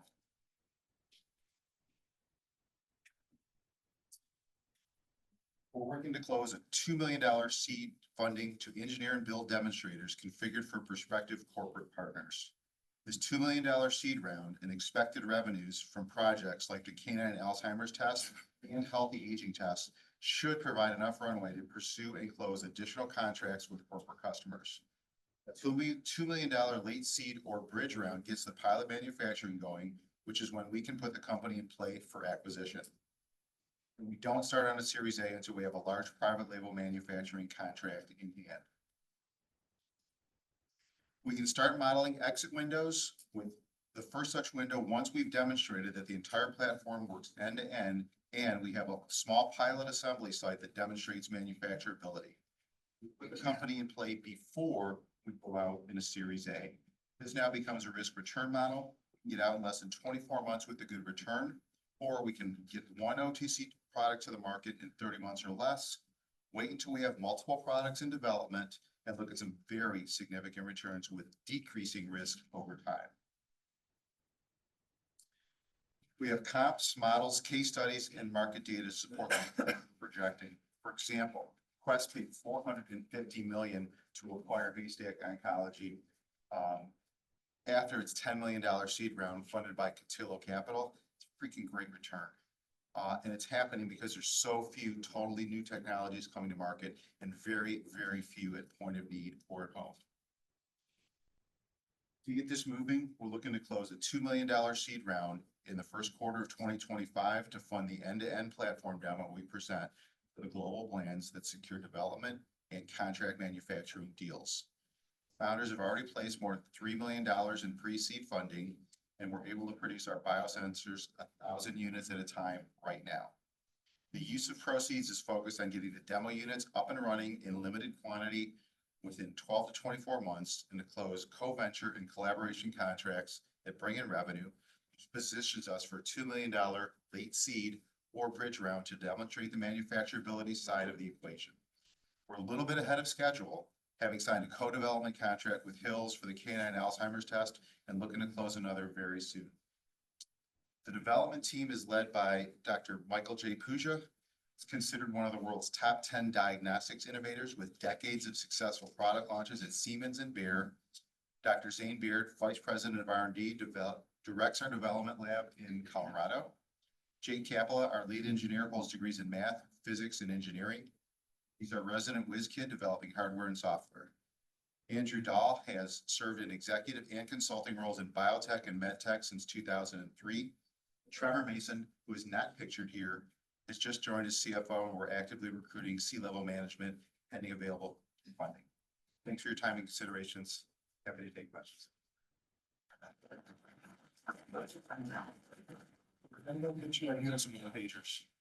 Great. That's the first question. Yes, Rod. Yeah, thank you.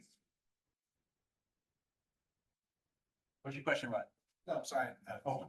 You're doing something else and I didn't want to. Oh, I see. So with the slides that you were showing on the exits, at what point were they taken out?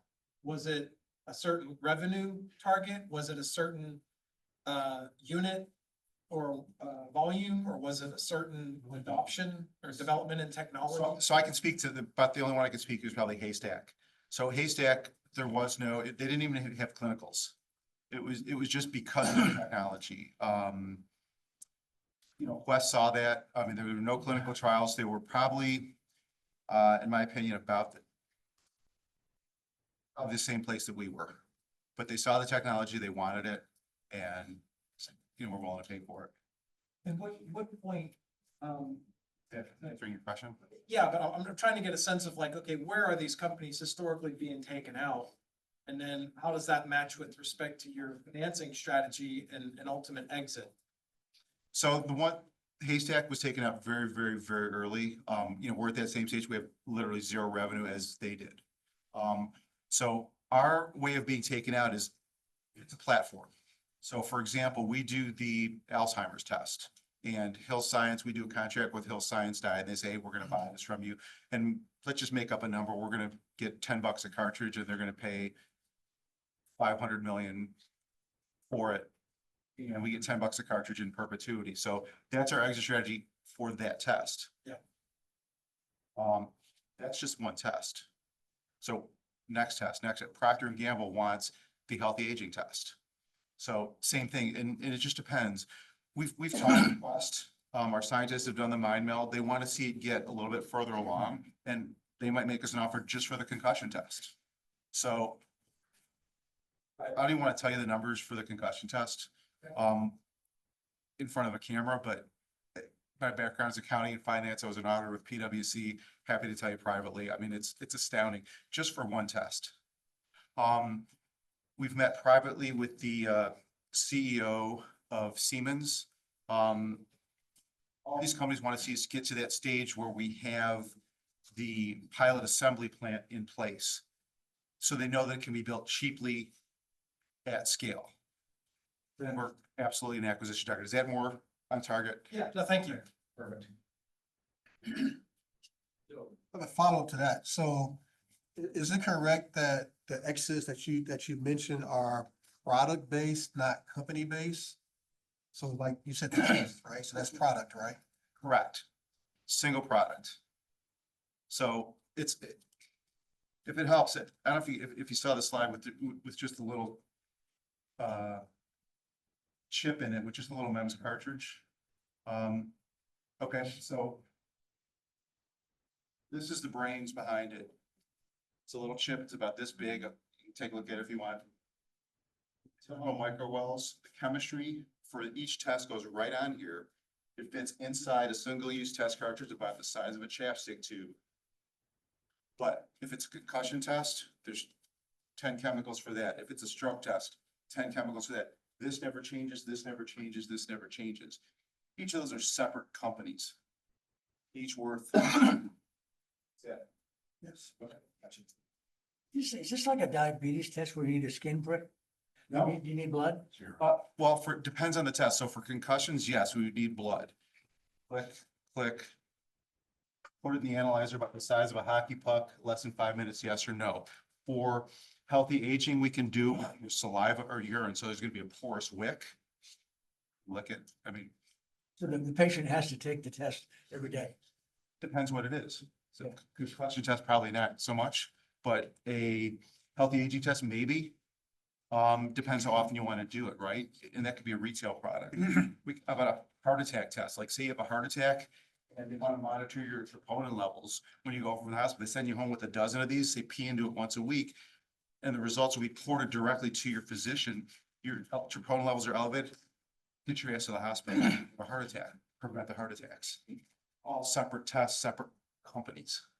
And all we do is white label it and manufacture. We don't have any investment in infrastructure or anything like that. We minimize the risk. Question in the back? Yeah, I do have a question. Great presentation, by the way. Is it representation? Great presentation, I said. Wow, The thanks. efficacy of the test, how do you mean false positive, right? So, I mean, it's all about data, right? So how much of data you have and what about the accuracy of the test? The accuracy of that, so as a non-scientist, I know the accuracy is unparalleled. I will not give you exact numbers because I'm the wrong guy to ask. I'm happy to get you that data. And we can even get you in the data room and have you talk to the lead scientist if you're that serious about it.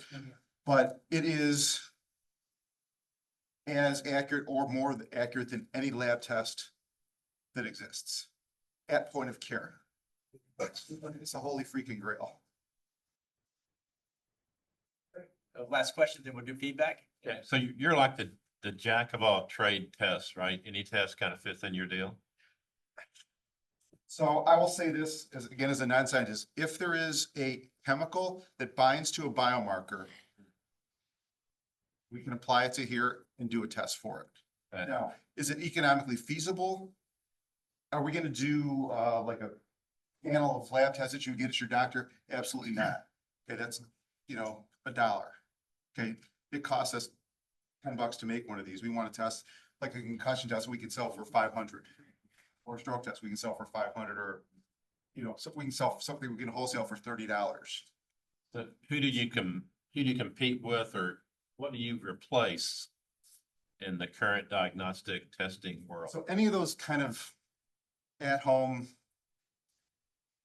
tests, if you want to call them, that are, very, very wildly inaccurate or yes or no's, or even a lot of lab-based tests that this can replace. Now, there's a lot of ones that it won't, so let's not get too far, but we're not competing with those. We want high complexity, high cost tests or tests that don't exist right now at point of care. So our competition, and that's where we're going into those certain areas. Hospital-acquired infectious diseases, we were approached by an OBGYN that invented a tool to scrape that layer of wound fluid before the surgeries are closed. And he said, hey, can I stick that tool on the end of this and before I close somebody up from surgery, see what hospital-acquired diseases they have and treat them before we close it up? Yes, you can. Good idea. That's what I mean. It's just, but one at a time. It's like, we don't want to have people think it's a boil the ocean strategy, because it's not, right? It's one thing at a time.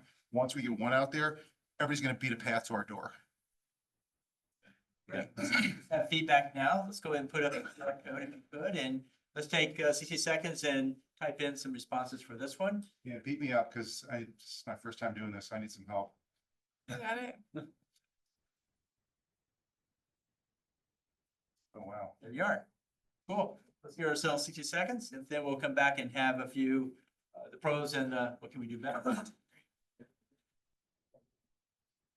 Abdul, what do you think is a good thing about this thing? I would say the market is intriguing.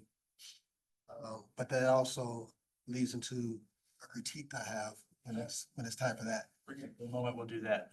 Anybody else have a positive? Let's have your critique.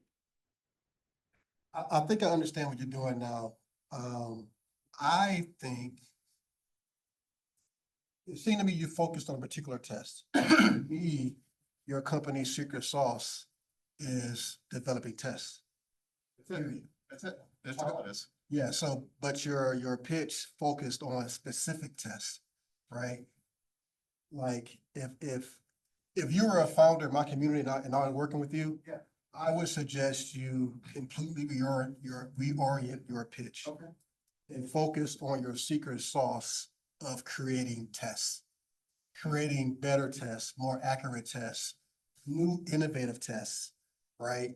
The list of tests could be almost infinite, right? You Right. listed 2 of them. Right. So be more generic, but focus on the internal. It's not process. generic, it's actually more specific, I think, right? Because based on what I see here, to me, your company's secret sauce is the ability to create these high quality, high value, innovative tests based on your platform. Yes. Right? Irregardless, make up a test, invent a test, right? Right. Recreate the tests that already exist. It seems like that's really what you're doing. Yeah, because we're agnostic. It's like, we want to get the first one on the market, because once we do, then everybody's going to come knocking on our door. Yeah, but like you said, because you know, say you have an exit from, the brain, Oh, the Alzheimer's. That's right. Yeah. Right, that's gone, right, but your company's still operating and creating new and different tests, right? So to me, when I look at it, that's really your company's secret sauce. Your ability to create, to either completely reinvent existing tests or create brand new tests that don't exist, so innovation. Yeah, no, I appreciate it. Thank you. One last point on this one, we're gonna talk a little bit later about our 3X and 3 term sheet. And maybe some of you know it already, we came out with it a while back and tried it. And 3X and 3 is a convertible note that at the end of year 3, I put in 25K now, 3 years from now, I have a redemption right where I can either let it go, 25K onto the cap table as equity, or I can redeem it for 3X my money. That 25 turns into 75, and then they pay me out 75K in a revenue share agreement. We've done that with a lot of deals because investors don't know which way this is going to go. They don't know what it's going to be. And it turns out that people get excited about that because it gives them some way of controlling their future there. And we do that because we try to maintain alignment between the founder and the entrepreneur. When the founder comes in, this is a rocket to the moon. We're on an equity track. 3 years later, sometimes the founder has now moved to the payroll track. And the investors left on the equity track. Gives us back a line that if you're on the payroll track, well, I'm right there with you. I'll be on the payroll track with you using revenue share agreement to be paid out through salary and revenue rather than through the equity exit that may not be on plan anymore. They'll take up to 450K of the first of the convertible note as a 3X and 3. And then after that, there's no more 3X and 3 option on it. So if you're interested in that, hang around after the pitches later today. We'll go through that in more detail, explain how that works. But this is one that's offering that right now. Cool. Thanks, Jake. With that, we'll have Lance come up and do our next presentation. After that, we'll take a break.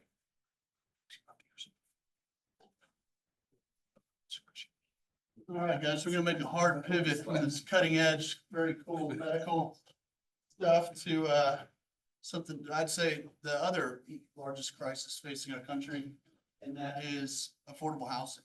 And so I'm Lance Throkill. Thank you for having me out today. I'm the co-founder of Print3D Technologies, and we have an incredible opportunity to disrupt the construction industry, which is antiquated and horribly inefficient. And but before I tell you how we're going to do that, let me give you a little bit of a story about how we got here today. And so my family and Craig Pettit, our co-founder, my family's been investing with him for 30 years into his residential real estate portfolio.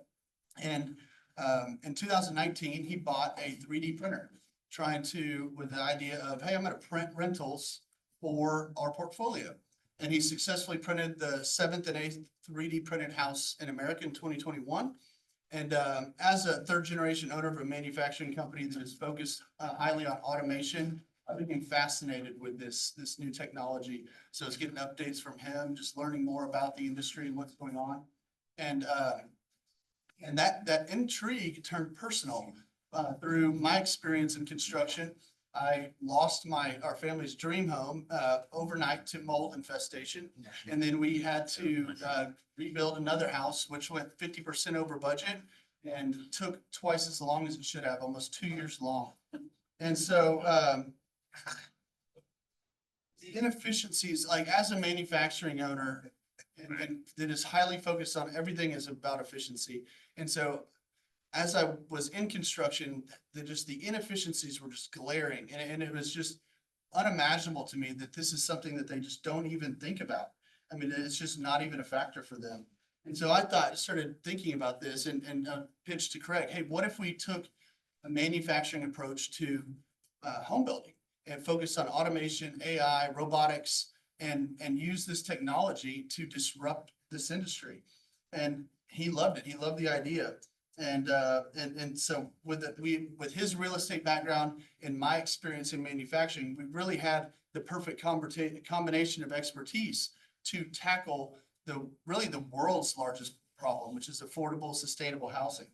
And so in 2023, we made a $750,000 weaving all metals fabricating, $750,000 investment to match Craig's $750,000 that he put into it up to that point, and we created Print3D Technologies. And so our goal is simple. Our mission is to revolutionize the home building industry to make it more affordable and sustainable. And we're not just building homes. We're actually manufacturing machines that will allow other builders to adapt this to adopt this technology. And so here's me and my co-founder Craig, and a list of our accomplishments, some of which I've just talked about. That's actually a different hat there. So just as a side note, it's a different color. Just I like hats. We like to think of ourselves as the concrete cowboys. So let's talk about the problem. The American dream is built on lumber.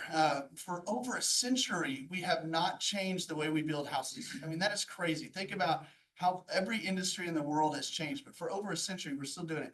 Framing, nails, heavy intensive labor, and quite frankly, it's just the skilled labor shortage and the rapidly rising cost of materials has just made this ineffective. And then you compound that with the industry's inability or unwillingness to adapt to new technologies, and we have a problem. We have a major problem. The U.S. is facing a serious housing crisis. The traditional housing industry cannot keep up. Rents have risen faster than incomes over decades. Average home prices are up more than 100% since 2000, while wages haven't kept up. Construction costs are up 30% just in the last 5 years.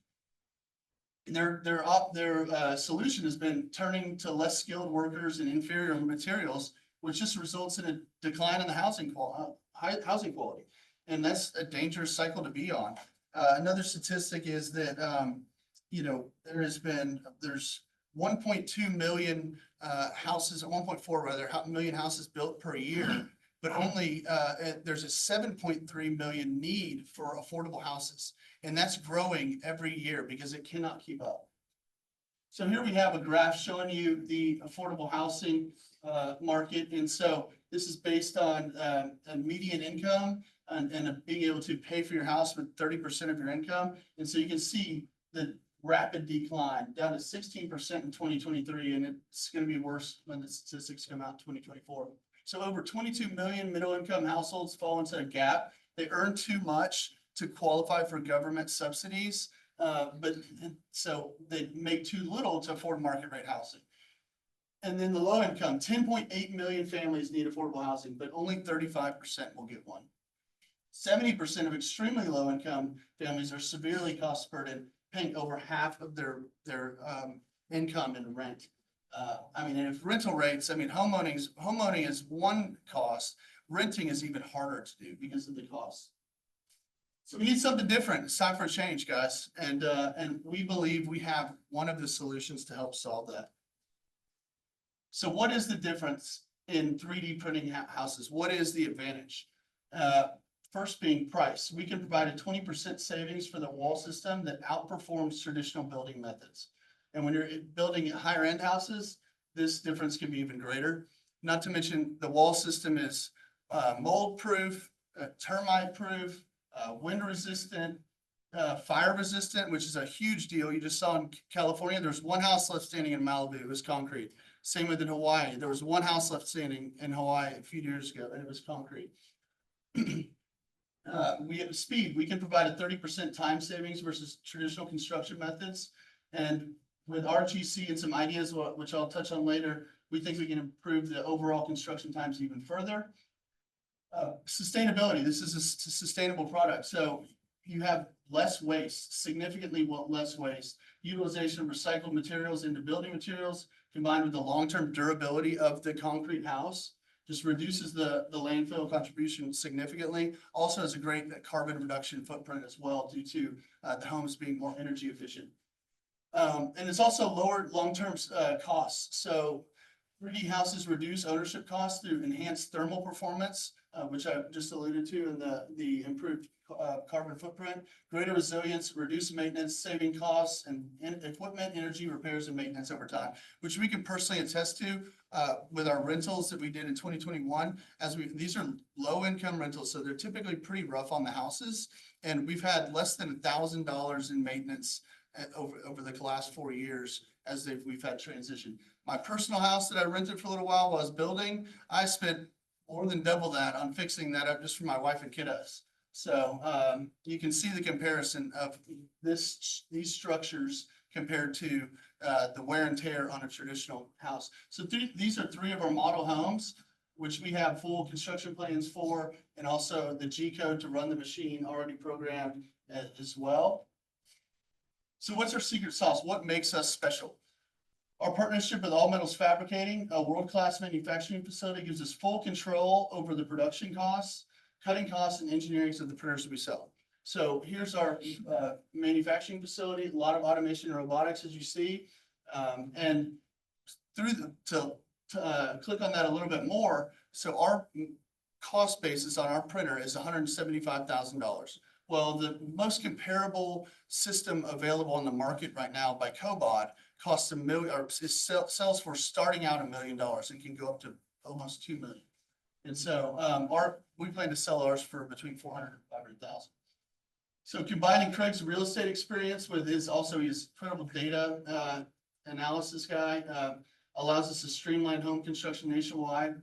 With a 50% ownership by a leading manufacturing company, Printed has expertise in bringing that manufacturing efficiency-focused approach and automated approach to construction.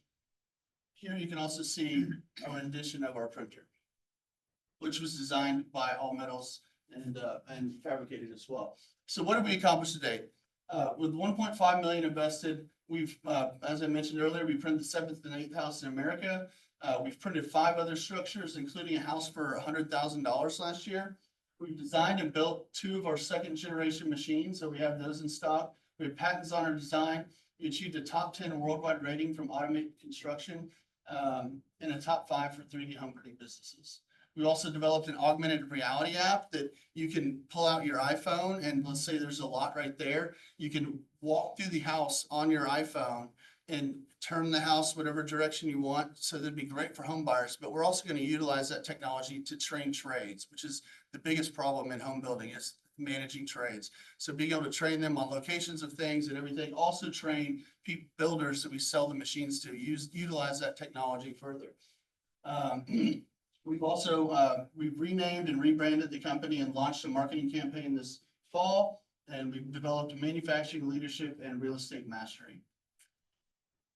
So given everything we've accomplished and having looked at competitors and what they've raised for, we feel really good about raising $3 million at a $15 million valuation. We feel like that's actually very generous as we've compared to other people in the industry. And what we're going to use that software, that money for, is first to develop a proprietary software that would allow you to take an architect's plans, drop them into our software, and then automatically create the G code. So what that makes a difference in is as we sell to builders, you can automate that process to where the G code is automatically created. Right now we have some automated tools, but it's still a little bit manual to create the G code. The G code is what runs the machine. And so we're going to develop software that's also going to be sold with the machines, develop a recurring revenue model through that as well. And then we're going to invest in R&D for a 3rd generation machine. And we're going to build additional machines. Right now, if we landed a large development deal, we only have 2 printers, so that'd be a little bit cumbersome. We also want to have stock to be able to sell machines. And we're going to hire a dedicated R&D team. So currently our construction team is our R&D team also. And to be an innovative technology company, you need to have separate teams where one can be focused purely on R&D and the other can be running the business. So that's how we're going to use the $3 million. Here is some very, very conservative projections that we've developed. And I'll pull up some notes here just to reference what these numbers are based on. I personally run my business by under promising and over delivering. So that's why I've gone with conservative numbers here. We also don't know the market adoption rate yet of these 3D printers. Right now, it's a little bit slower because of municipalities' regulations. But so 2025, that's just based on 9 structures being built and 2 machines, very achievable, especially on the structure side. 2026 is 40 structures and 8 machines being sold. 2027 is 75 and 24, and 2028 is 125 structures and 48. So market adoption by builders, if that could exponentially increase its growth curve and also our profitability, because this is, we were doing more structures than we were, machine sales. And so the profitability is actually in the machine sales. And so with All Metals Fabricating as the partner, we could crank these machines out as fast as the market could demand. That would not be a limiting factor for us. And so, we believe these are very achievable numbers. And, as I mentioned earlier, the cost basis on the machines, $175,000. We plan to sell for $500,000. So I want you to imagine this. Just imagine entire development being printed by 20, 30, 40, 50 printers all at once. And then imagine a partnership with a Home Depot or a Lowe's where a house in a box, as we call it, shows up for each house. And it has everything you need in the house for the house. All the cabinets, the doors, the windows, electrical, plumbing, everything, HVAC, it's all in that box, allowing for complete efficiency with the trades to come in. Printing the house takes us about a week to 2 weeks. And that's replacing framing, masonry, sheetrock, insulation, and paint. So 5 trades you just removed by printing the house, which would just take 2 weeks. And so imagine that happening, the possibilities. And with that, we believe that along with other technologies that are coming out, we can help correct the market curves that I showed you earlier on the affordable housing, affordability, and the shortages. So the shortages are going up. We believe we can reverse that trend. And so I'm here today to tell you about this. And I would ask you, we can't accomplish this without the right strategic partners. And so will you join us? If you are the right strategic partners, will you join us in bringing back the American dream of having affordable houses? Great. He's our Director of Operations. Any technical questions on the briefing? Sure. First question, Ron. So a couple of questions. So with respect to your revenue for this year, how much of it is booked? And how much of it is still out there to go get? We don't have any revenue booked this year. Okay, so it's a risked. Yes, sir. Yep. We have, 2.5 in the pipeline about? A little bit more. Yeah. We have, we previously, we've been doing our own development projects for Craig's portfolio. So we just now started developing a sales pipeline because we were dependent on that. It worked great for us. And so I hope that answers your question. Yeah. And, have you looked for are you specifically doing this for livable homes? Little homes? Livable Oh, homes. livable homes. My first mind went to like industrial buildings, Oh, yeah. like telecom, Data centers. exactly. I mean, data tends to be a little bit larger, right? But when you get to like small customized manufacturing buildings, right? I mean, there's a lot of technology that goes into it people don't really understand, but I didn't know if you were looking at those kinds of markets or if you were only exclusively looking at like a home that people would live in, that kind of a building. So there's tons of other verticals. We're trying to stay focused. We break our company up into two branches. Printing, which we want to focus on affordable housing. Early on, we will do some other stuff to show as we go to sell machines to show what the other applications. Yeah. But we believe by attacking affordable housing, it will intrigue the municipalities to embrace this technology faster because they're incentivized because that's their problem. But the other verticals are exponential. You know, the applications could be across the board. I mean, they're even 3D printing coral reefs to go in Florida ocean. So there's a lot of application. I think that. Great presentation. Thank you. I have a couple of questions. Yes, sir. One is you mentioned we have robotics, the hardware part. You also mentioned software. So are you a technology provider or you're just building homes? What I'm asking is, would you be able to sell your intellectual property to other builders? Yes, yeah. That's question number one. Okay. The related question is, you probably know Icon in Dallas Yes, sir. and Envana in Houston. Are they your competition or are they your partners? Who was the second one you mentioned? Envana in Houston. Okay. Yes, sir. So, first question, we're a technology. We don't want to just be a home builder. we eventually want to get to where we're just printing wall systems, getting in and out. But we are a technology company. And so that, I hope that answers your first question. We will be selling the machines and have great capacity to be able to ramp that up as quickly as the market adapts to it. And so that's, and then the software goes along with that. So answer your first question. Second question, so Icon, yes, very familiar with them out of Austin. They actually raised their fund, they're worth now $2 billion, raised all their funds initially to solve this affordable housing crisis. But through the VC status process, I say they got too fat overhead wise. They also took early money from government and NASA to help, you know, they were early in the industry. And so the market wasn't quite ready yet. And so we jokingly, not so jokingly, say we can print a job for less than they can show up and set up. And so, but that's just the nature of it, you know, because of the size of their organization, their overhead, and they're doing great things. And the other thing I'd say is, no, we don't look at them as competition. We're actually on a panel with all the leading 3D printing companies in the country and several worldwide. And we're all helping each other, sharing information, because all ships rise with this. And it's going to take, I mean, you look at it, if you guys are familiar with Boxable, there's so many different technologies out there, and it's going to take all of us together to solve this crisis. Am I allowed to ask? Yeah, go ahead. Okay, I know I'm pitching later, but I also own a real estate company. We manage about 950 units.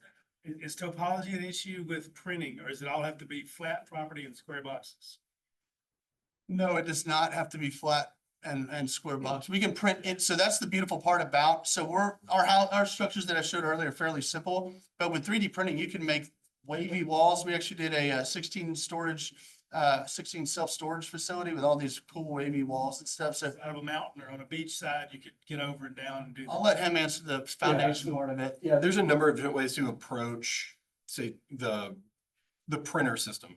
The approach that we're taking is very kind of rugged and easier to set up on difficult terrain. A lot of the other ones that you might see globally have tracks.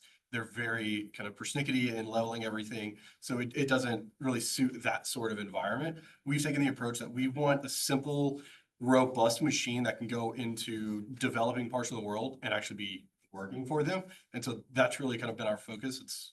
There's a million ways to do this, and there's really room in the market for a lot of different approaches.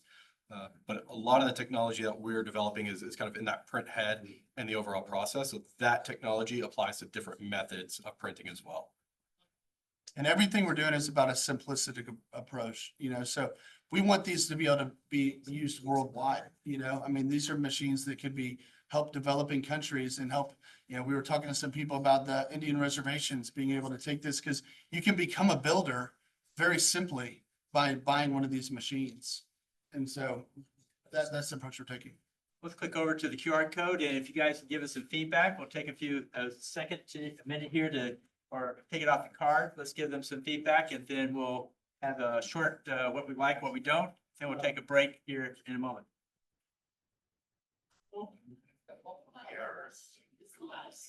Then we'll ask, who's the first positive? Kurt, what'd you like about it? Well, I have a little bit of background because we've met before, and I know that the cost profile of the product is so much superior than stick built that it's very compelling. Okay, great. Who has a critique, or concern or risk that you see the deal? It's a minor critique. I actually really liked, we were talking earlier about kind of some of y'all's competitive advantage in thinking about the fact that y'all's machines are built much more simplistic, and then that kind of trickles down into the training being less specific as well. I thought that was something that could have been highlighted a bit more in y'all's presentation, because I thought that was really important and interesting. Thank you. Thank you. Great. Well, I encourage you to take time in the break we're going to have here, 10 minutes, to talk to these guys about it, give them more feedback. We've got a fantastic panel on quantum coming up. When you come back in about 10 minutes, we'll kick into that. Then we'll have 2 more presentations. Let's go ahead and take a break and catch up with each other. Thanks. Nice to meet you, Kate. So I miss you guys as Yeah, man. You're right around. No, you wanted to say? One of our policy. Well, I think, Guys, thanks so much. Let's go ahead and kick off with our quantum panel. Sophie's in the restroom. Yeah. Perfect. So we just need to wait for her to get back. Slide. First. Slide.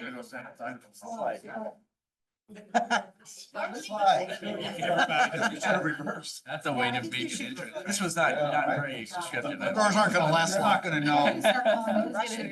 Right? It happens all the time. No, and Brown standing here. They can't really see. It's for the folks. That's the last chance. I'm not moving those. Be here in just a second. Yeah, I think yes. Eight key left. I think so. So yeah. Thanks, find some water. Thank you. Would you like to talk a little about yourself? You can talk with coffee. No. Okay, well, let's go and kick off. We had the pleasure of working with the Dallas Venture. We're still waiting for Sophie. Working with the Dallas Venture Group and wanted to have them talk about themselves and what they do. And then we have one more presenter who's walking down now who will join the panel, and they're going to introduce the panel itself. So Neil, can you tell us about yourself and what you guys do? Well, hi, everyone. My name is Neil Gonagala. I'm the Chief Operating Officer at Dallas Venture Capital.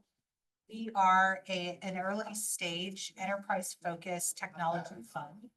We invest in technology companies that are early stage. Our average series is Series A. We do go a little bit earlier than that. We go to seed, but in very rare cases, but seed all the way to Series C. But our sweet spot is Series A.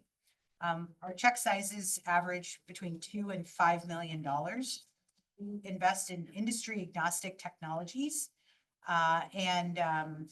What we like to say is we like to invest in developer tools or creator tools, things that developers developing any kind of technology products potentially would be able to utilize in developing their technologies. So for those of you that are not technologists, think about us investing in screwdriver manufacturers for mechanics.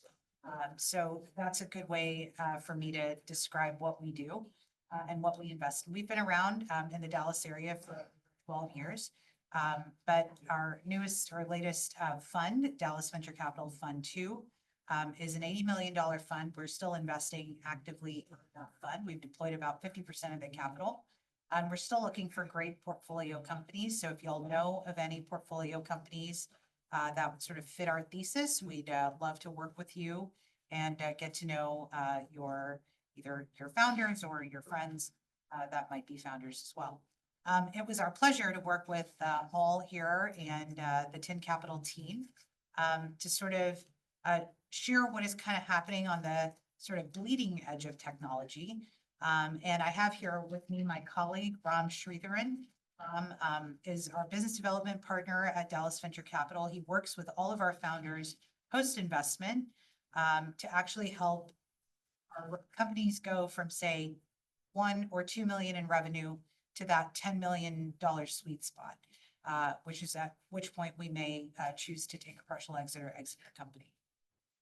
So Ram's background started off in telecom. In his last corporate gig, as I like to put it, he served as CTO at Nokia. He was the field CTO here in Dallas. So very, sort of prestigious career and background. And then he went into the startup world working in Israeli cybersecurity startups, and then eventually started investing in startups. And then that's how he found his way over to Dallas Venture Capital. So without further ado, it is my great pleasure to introduce Ram Sridharan, who will introduce you to our amazing panel and to two of my friends here, and Sophie, who has joined us as well, Mike and Rashmi. And I will not steal any more of their thunder. I am not a technologist, so this is where my knowledge ends. Thank you, Neil. Thanks. I'm going to go to the podium.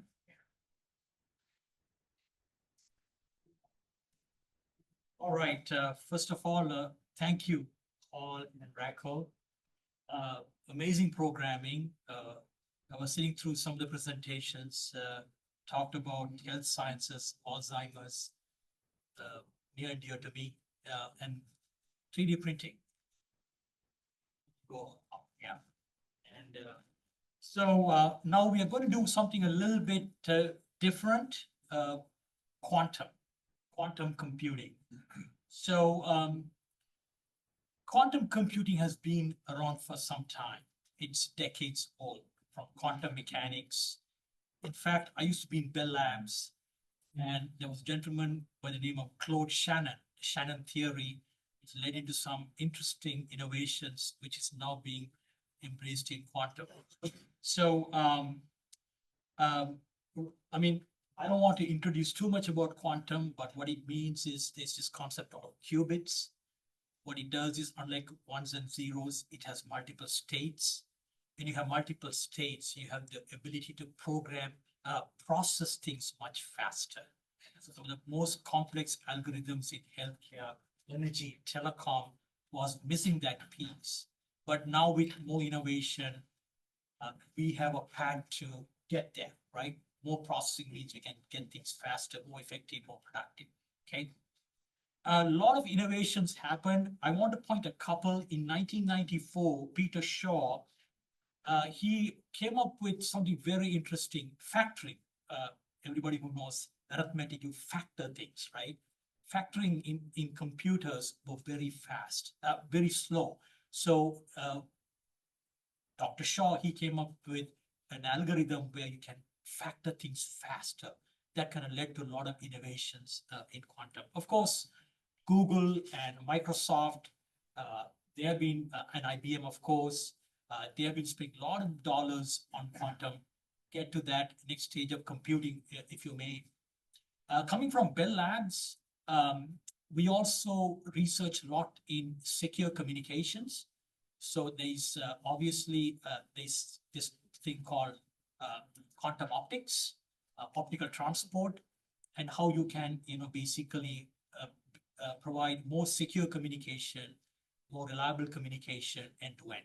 So a lot of innovations were happening there.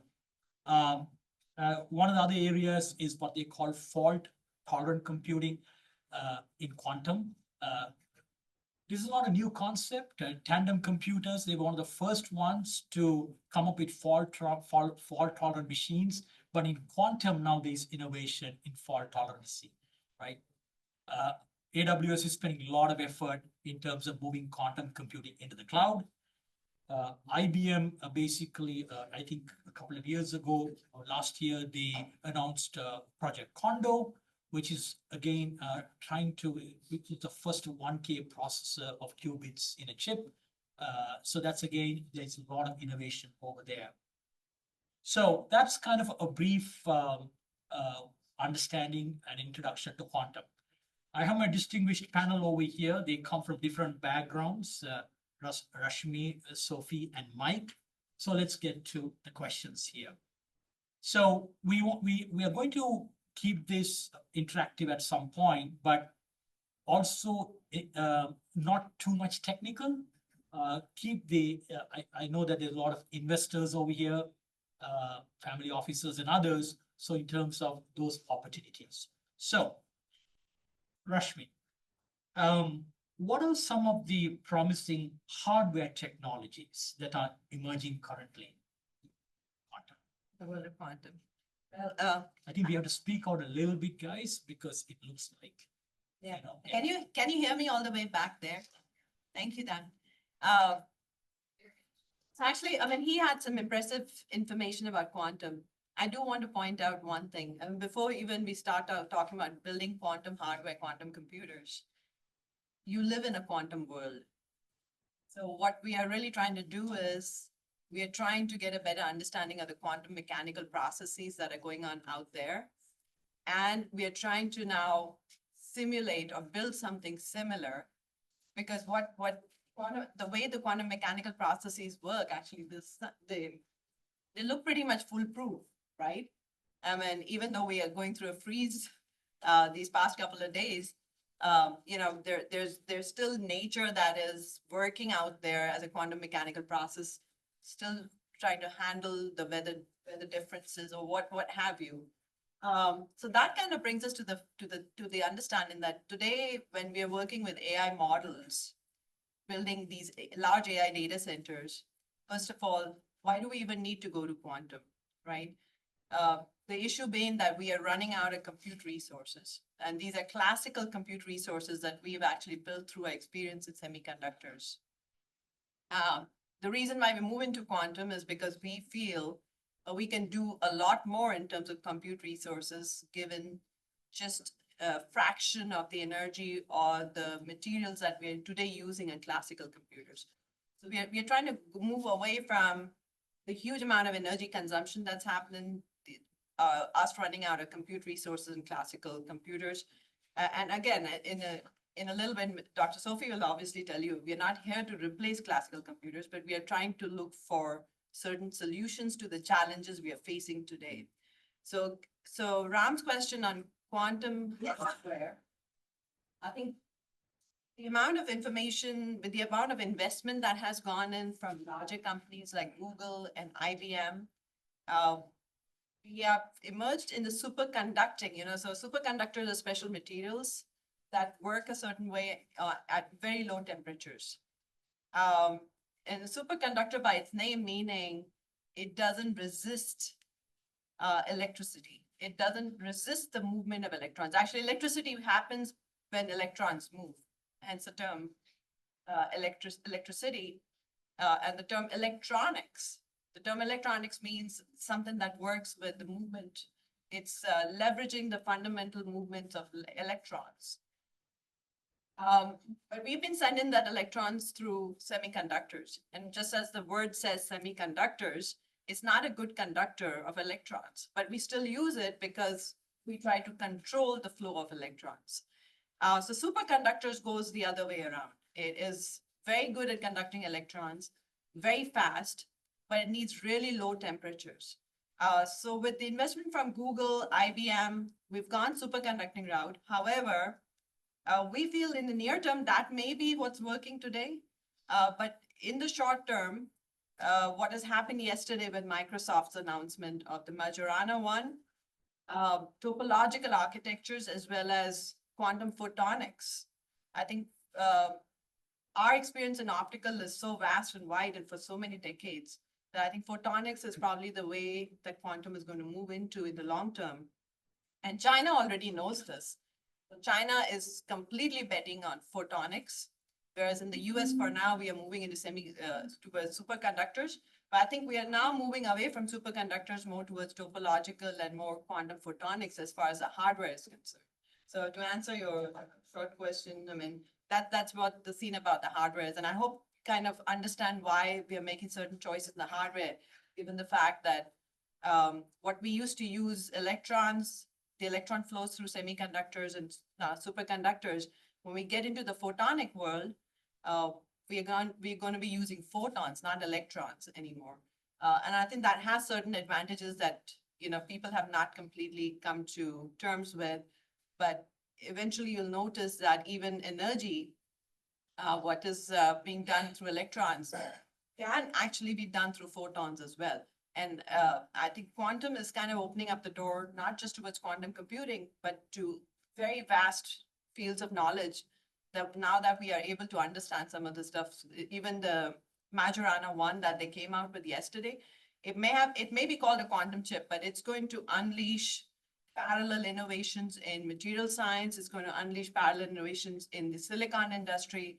The things that we are bumping against in the classical computing world, I think some of these innovations in quantum have the capability to help us on the classical side of things also. Wow, very good. Thank you, Rashmi. All right.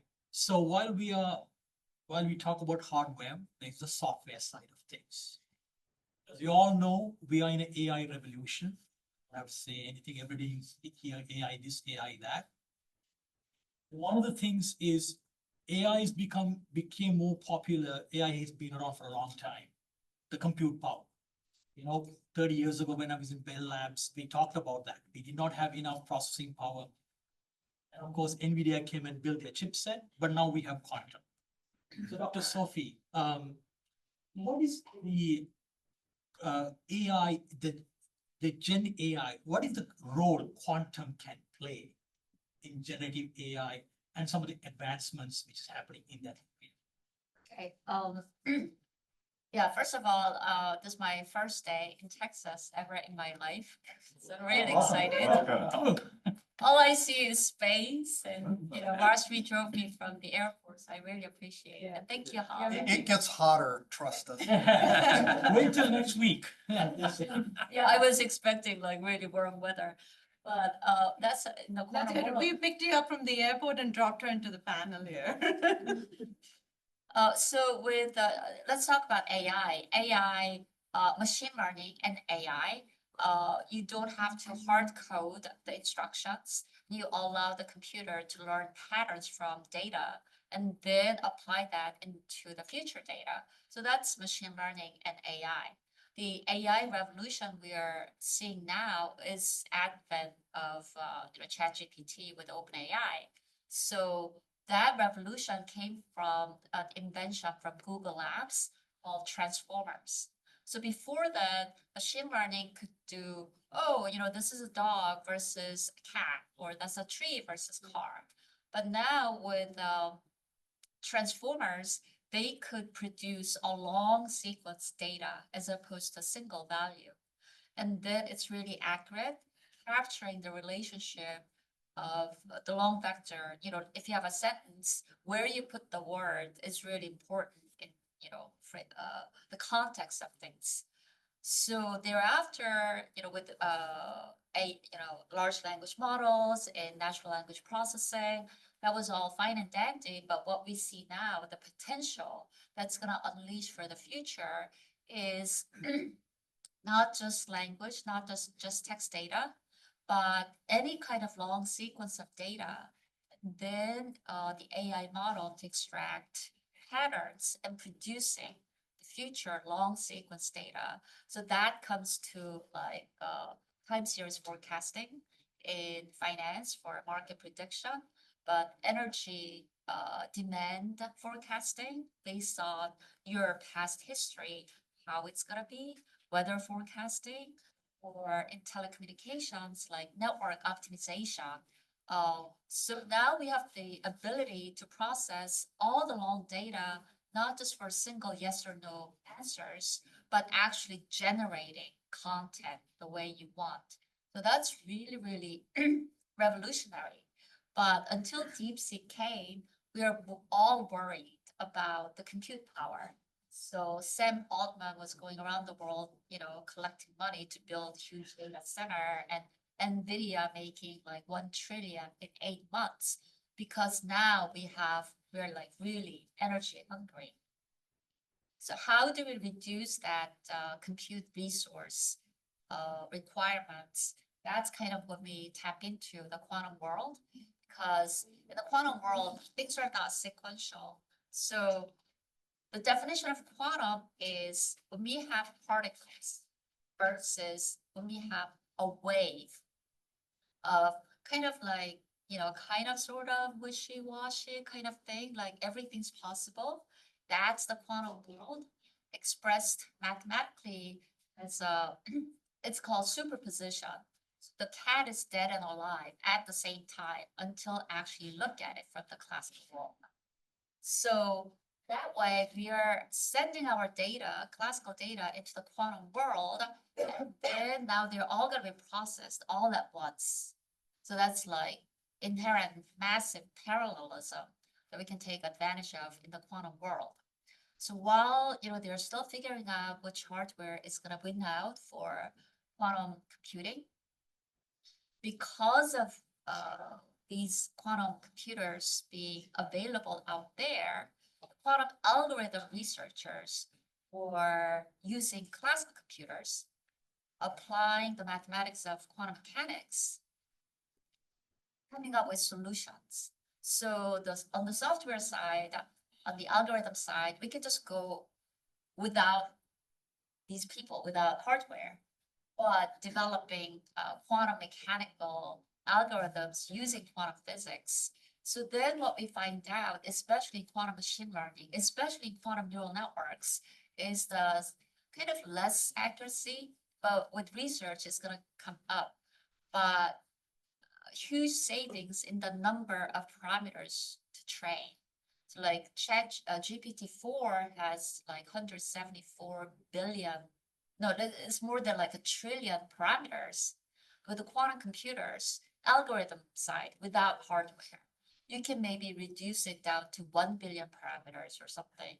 And then with that, if you apply DeepSeek's creative ideas, then we can reduce even further. And then we can just harness the result from the classical world. So it's gonna be a very, very exciting world when you others. Yeah, there's a lot of innovation with great people growing up today and researching today in their lab and starting their career. Yeah, there's a lot of innovations that are like ready to surface. So it's a very exciting time. Great, great. Thank you, Dr. Sophie. You know, when I took my first cybersecurity class way back, my professor on the second class, she said, everything that you're learning right now, in 20 years, you had to relearn. You're all confused. She said there'll be something called quantum, which will come and create havoc. It's like the Y2K crisis, right? Here we are. So Mike. Don't steal my punchline. Cybersecurity is a key thing. And there's something called pre-quantum and post-quantum. So the question to you is, Mike, what are the kind of driving investments when it comes to quantum cybersecurity? So it's interesting, right? You will know instantly who's not the scientist on the panel. Well, we finish up. So I'm in awe of these two. They're amazing. Right? Yes. I just want to make sure that I passed the example. So we, I've been in cybersecurity for the last 20 years, and before that, did some M&A with Kirk out here in the audience at a company called Nortel, who some may remember, some may have lost a lot of money. But cybersecurity That's two of us. Go is ahead. kind of always the kind of nefarious, the evil side of this whole, and this, especially with this equation that we're going to talk about. And it's kind of, if I will say, well, what do you think about as investors when it comes to cybersecurity? You probably go, let's see, Palo Alto. You're maybe not going to invest in Palo Alto. You might have when it first kicked off. CrowdStrike, right? Those are the sort of things that kind of come up most commonly. So what's driving this is the fact that all of those solutions, but maybe more importantly, all of our financial systems, every bit of financial information that's transferred is encrypted, right? And this encryption has been around for a long time. Most people think of RSA as kind of one of the more typical ones. You probably talked about that in your first class round. Yeah. It's sort of the thing that if you leave here thinking about maybe, well, what did I get out of the cybersecurity side of this panel? It's the thing that something called Y2Q, so years to quantum, when quantum computing becomes powerful enough, kind of algorithm, it will break theoretically. I mean, I haven't heard anybody say that Schwar's algorithm wouldn't work if it didn't have a powerful enough computer, but that'd be another discussion. It'll break today's encryption. Well, okay, so then when are we talking about this happening? So I was at a conference last year, and I heard really kind of interesting guy out of Austin, Will Oxford. You might know him at Animetric, and he kind of scared everybody. He's like, the world's coming to an end, and I'm predicting it's going to, right? You've heard his presentation. Okay. In 5 years, maybe 6 years. People before thought it was 35, but no, it's going to be, and I'm sitting there going, okay, well, you know what I'm going to take away from this? All the things that I've been doing in cybersecurity, it's actually kind of, there's not a lot of innovation happening right now. But some of the things that I'm seeing as the investment opportunities are things like post-quantum computing and developing quantum resistant algorithms, right? Remember I talked about encryption? So what kind of algorithms, what kind of encryption could be put in place that quantum computers can't break? And they're already working on that. There's a body called NIST, which is a standards organization, and they put it out there almost kind of like a contest and said, you know, we're going to pick 4, and they picked 4 different solution sets. Now, that's really kind of, okay, well, that's good, right? So there's some things coming that might, you know, have this problem not happen. Except I was in a conversation the other day with another really interesting cryptologist who said, yeah, but you know what, Mike? Nobody's really testing these. They put them out there. So is it because, well, there aren't quantum computers to test and try to break these quantum resistant algorithms? No, he's like, nobody's investing in this. Government's not. Said, okay, no, the government's investing in this. They're just not saying they're investing in this, right? They have to. So that's kind of, if I summed it up as what's the sort of essence of the investment opportunity, it's going to be all the things that people are doing, a lot in academia, because they love to break things, right? They don't really bring things to market a lot, sometimes, but you know, they're usually the ones that figure out, okay, I've got an angle at this. We can break, they're scientists, right? Like these folks. They just work for a grade. Right? There you go. So that's kind of the essence of, and I guess some other things that I'll stop because I think I'm way over my 3 minutes, but that's the essence of what's important with quantum and cybersecurity. Well said, Mike. You know, these days you talk to any startup companies in cyber, they talk about AI in cyber, and they talk about threat hunting models, and how can I get before the bad guy gets there. But now the new area is how do you break those keys? And you're right. It's like the Y2K or the Unix clocks expiring here in a couple of decades. We procrastinate. We don't want to instant gratification. That's how investors are. But this is an issue which is going to face us. So let's look at for some companies who are thinking about 10 years ahead, but very relevant. Thank you, Mike. All right, now let's get to some investment part. So Rashmi, when it comes to investing, right? Now, there are some VCs here, family offices. We look at key indicators, right? Obviously, everybody wants to make money, right? So typically, we want investors short R&D cycles. We want generally revenue, of course, good team, a good market, good traction, and that company has some piece of that market. But when it comes to technologies like this, including health sciences or even semiconductor, I can also put quantum in there. Generally, you know, they're pre-revenue, long R&D cycles. So it's kind of the other way around.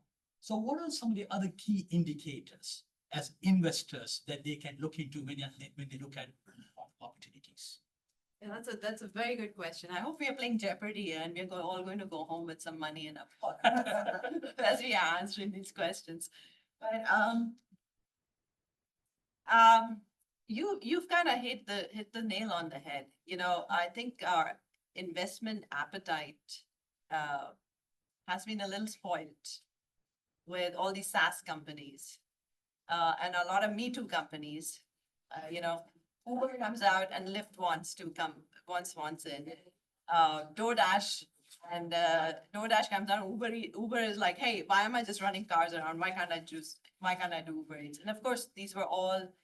I mean, for some investors, obviously, you'd be like, hey, these were not low hanging fruits, but it took a long time even for Uber. Like, I don't even know that Uber is still profitable, or even Amazon is profitable. But the thing about these things is, yes, they have been able to build these huge IT systems like Amazon and the others that are able to build these data structures, these data systems They're trying to leverage and they're trying to go parallel, horizontal across the industry. Amazon has been trying to do retail, sell stuff. It doesn't make money. Well, we built all these IT systems and the data systems. Why not let other companies build their companies on top of that? And maybe AWS is actually one of the profitable arms of Amazon, and they're going to try and balance things off. And as far as investors are concerned, obviously they're looking for opportunities like this that, of course, they can bite into and they can eat whatever they're bitten into. You don't want to put your teeth into something and just leave it hanging out there without being able to consume what you're trying to eat. But I think that appetite has been spoiled a little bit because going into the future, whatever was a low-hanging fruit has already been tapped into. So it's not just quantum, but come in the future, other things that are going to come around. These are not going to be your typical 5, 6, 7-year turnaround companies anymore. The return on investment is going to go long, and quantum is actually it's by its nature is one of those companies, one of those industries. It's got a long R&D cycle. We are trying to work with the physics of the world. Sometimes we're trying to go against the physics of the world.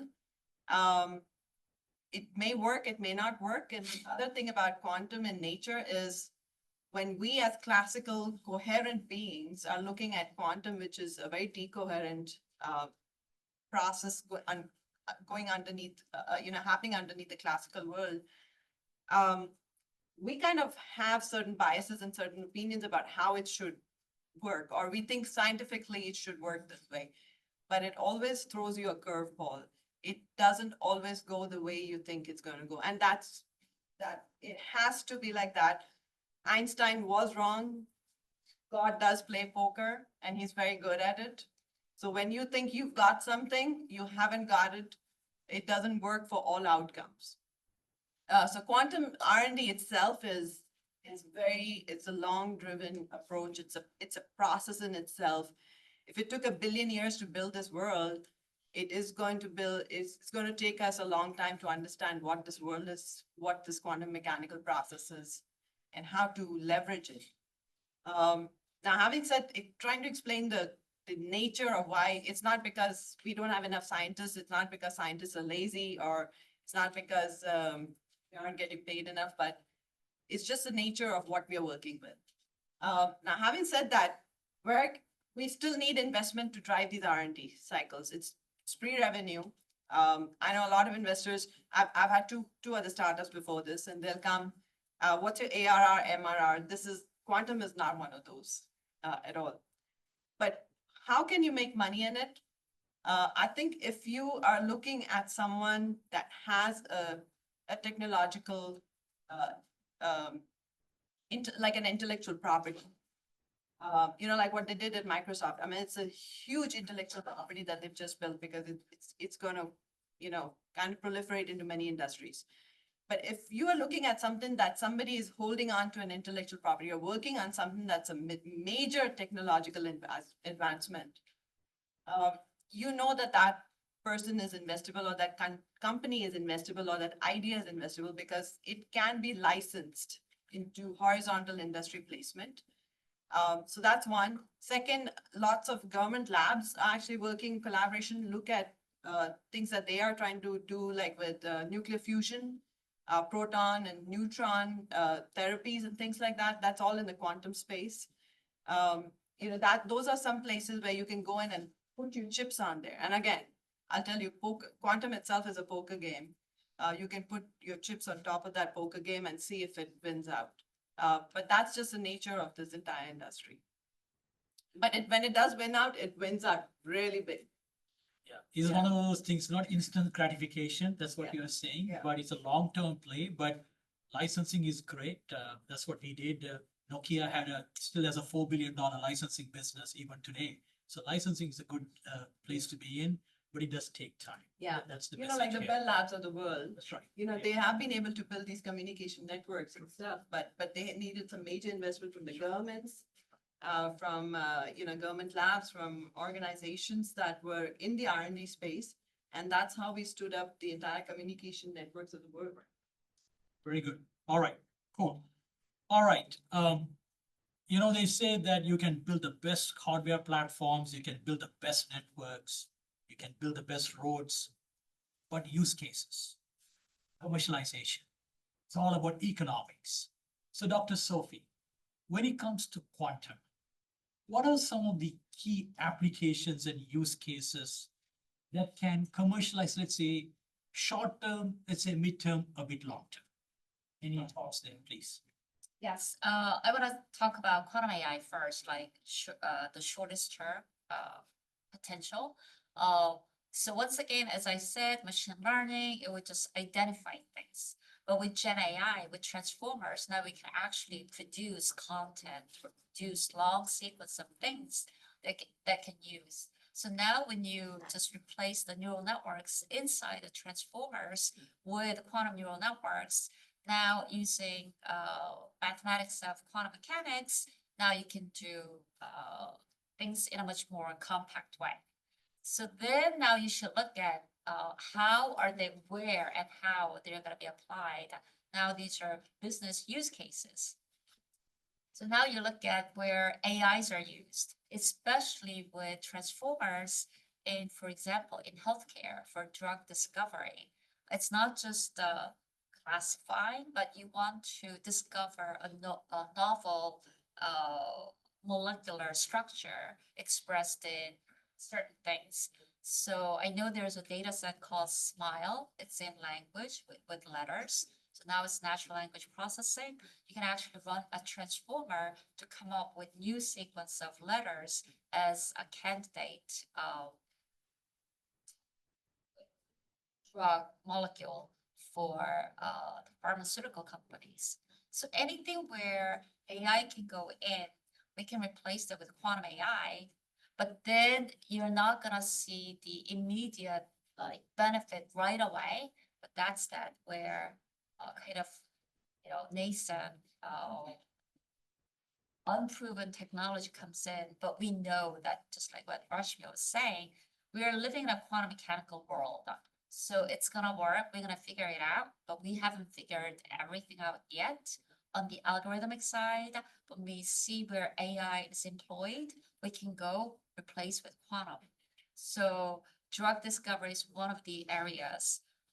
With telecom, for example, maintenance, predictive maintenance, and based on past data, where we have to go and, do maintenance and replace things, that kind of thing, or telecom by hour of the day, by day of the week, by month of the year, when we gonna see the surge or the drop, the demand, that kind of thing.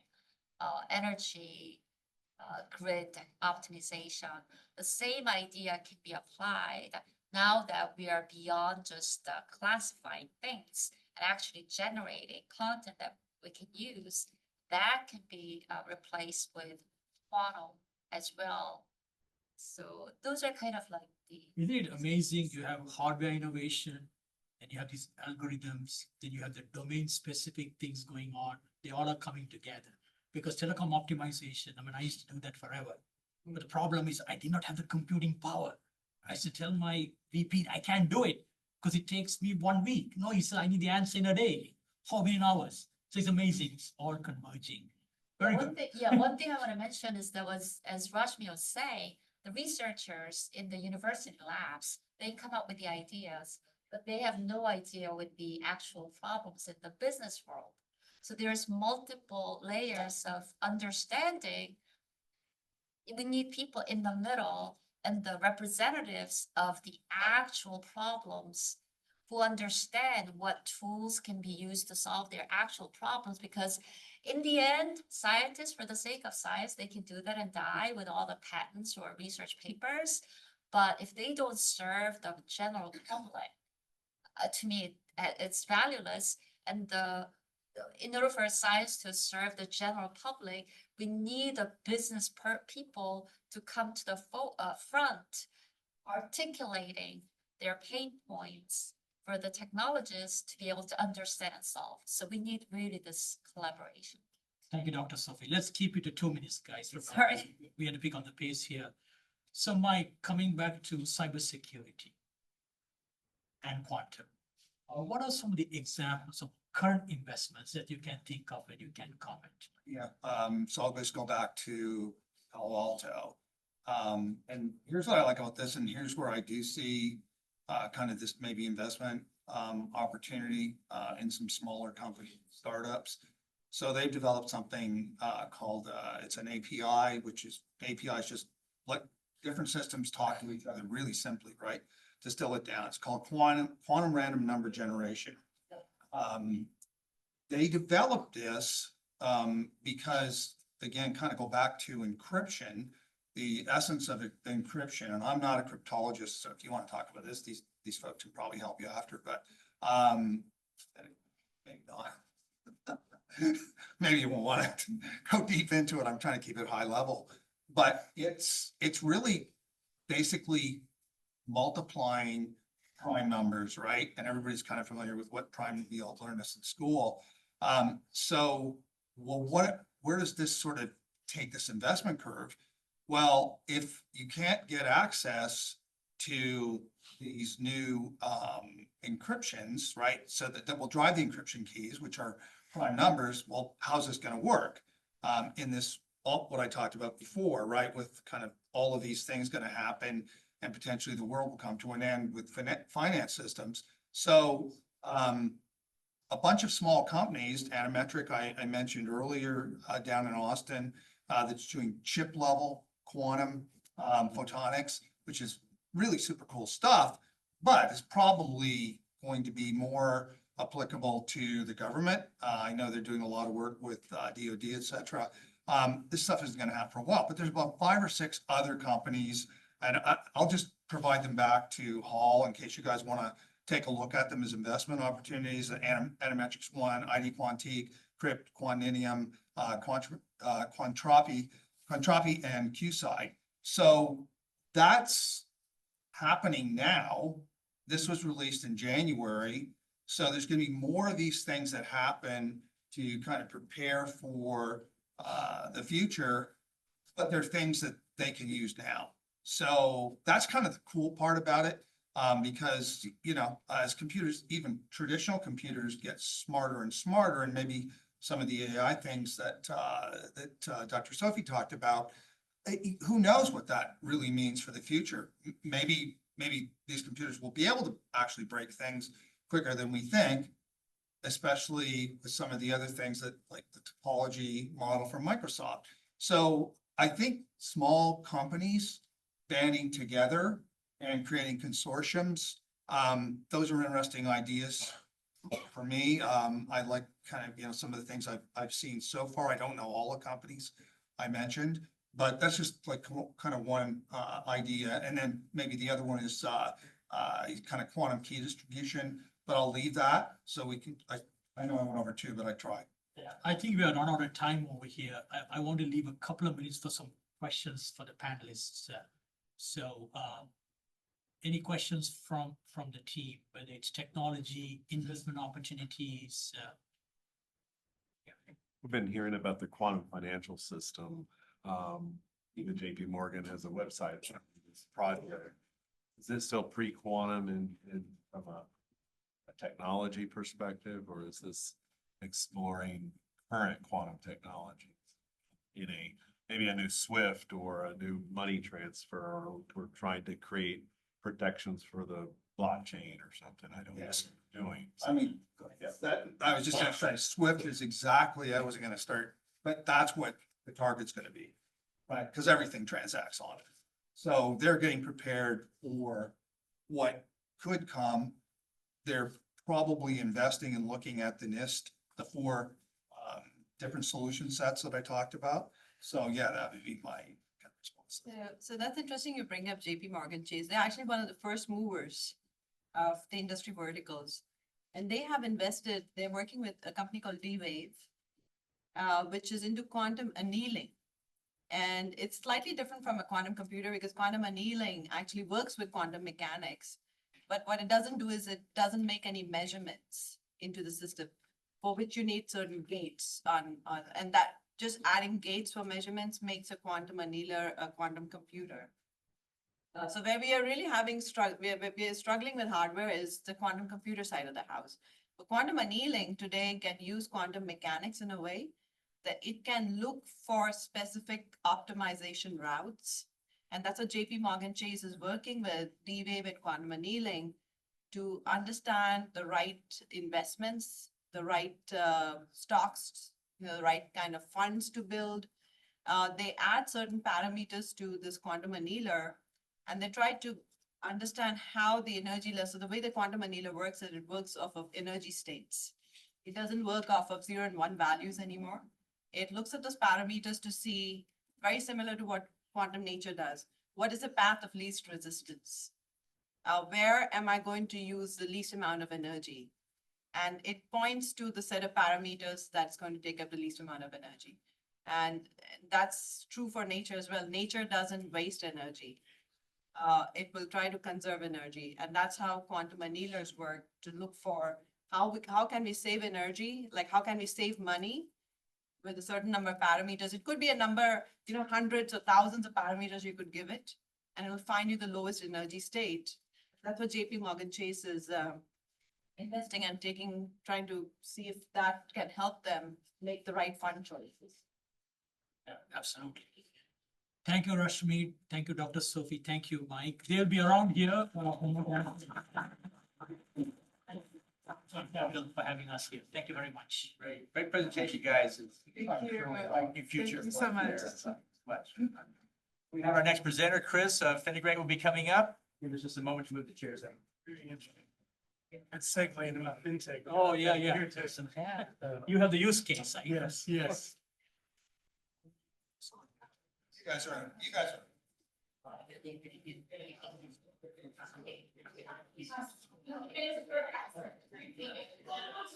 Presentations left.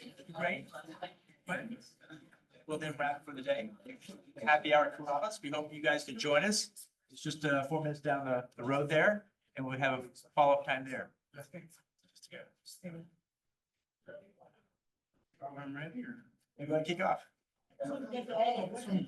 Covered cancer treatments, Alzheimer's, some really cool quantum physics and mechanics, and now we're going to have banking and fintech. It gets really fun as we get into this.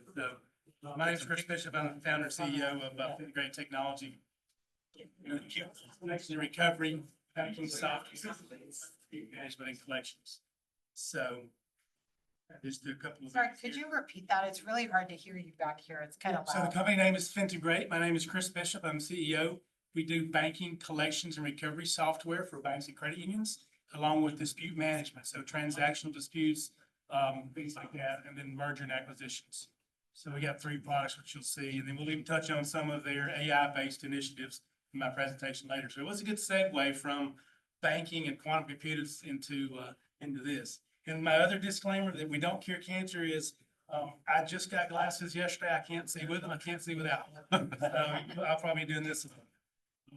So our company was founded 4 years ago. Again, my name is Chris Bishop. We're here to look about doing $1 million convertible note to move into some of the sales and marketing and AI initiatives. So what we serve as financial institutions is about 9,500 banks and credit unions in the country today.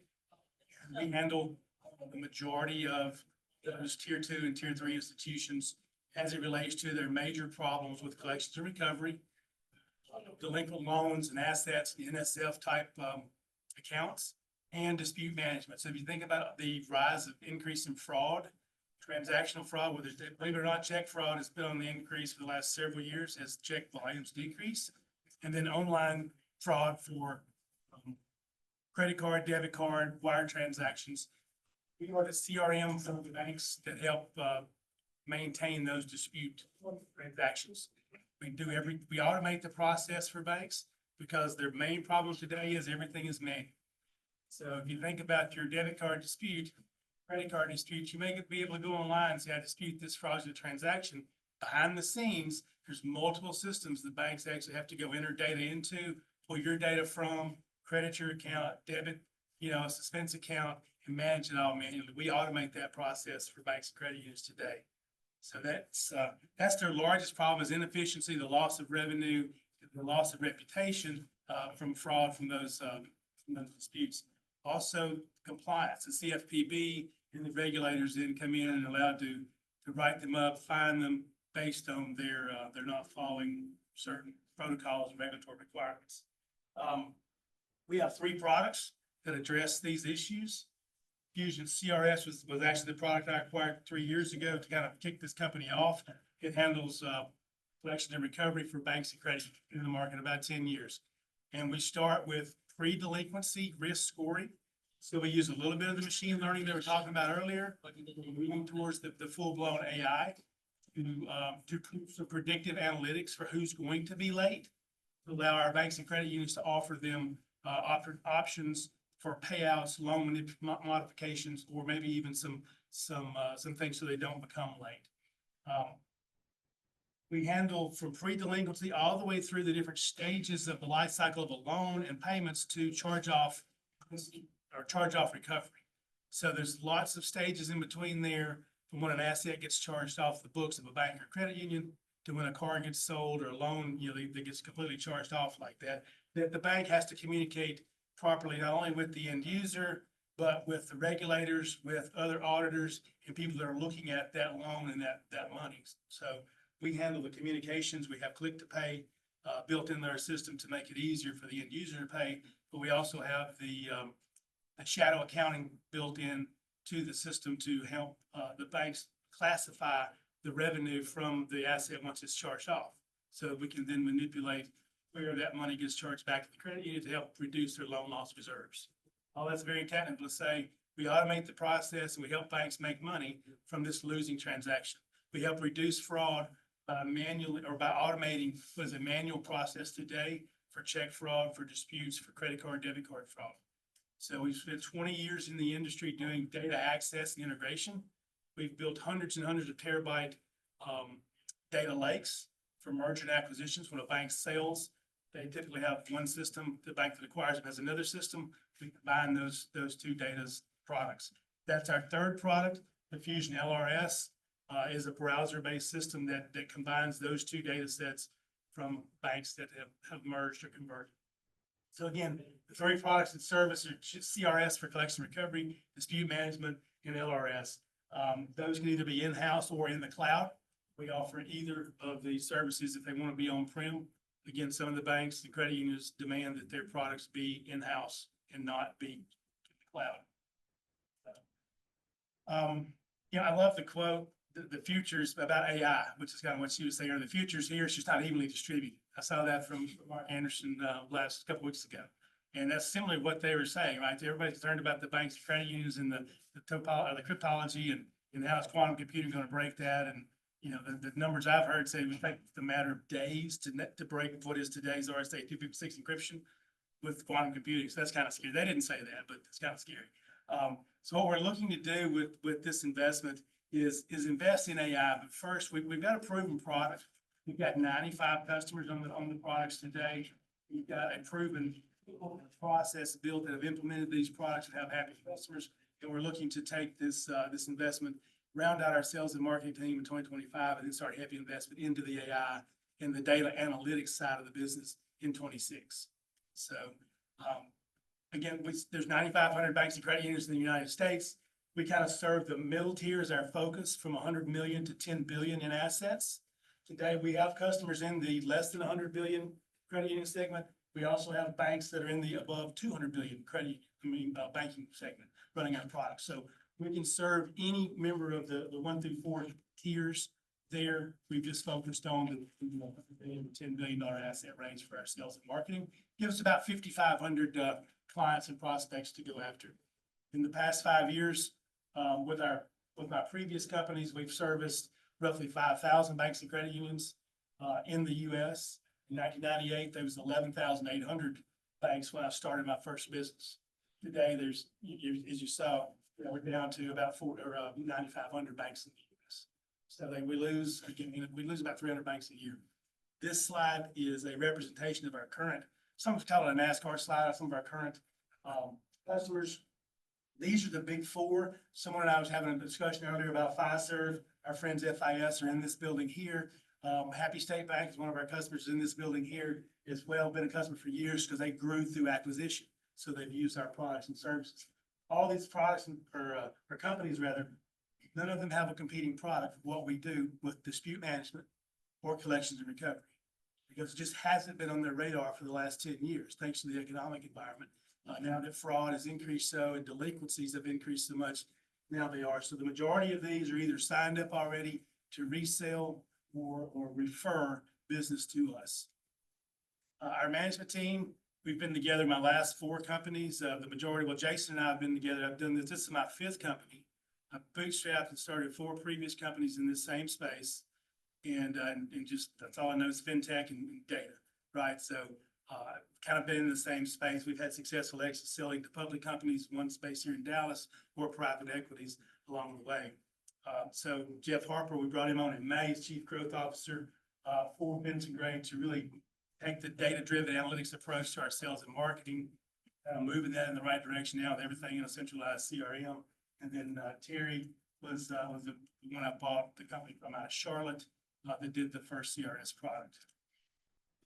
Here's a list of some of the ones that I've started in the past 20 years, I guess, and some of the successful exits there.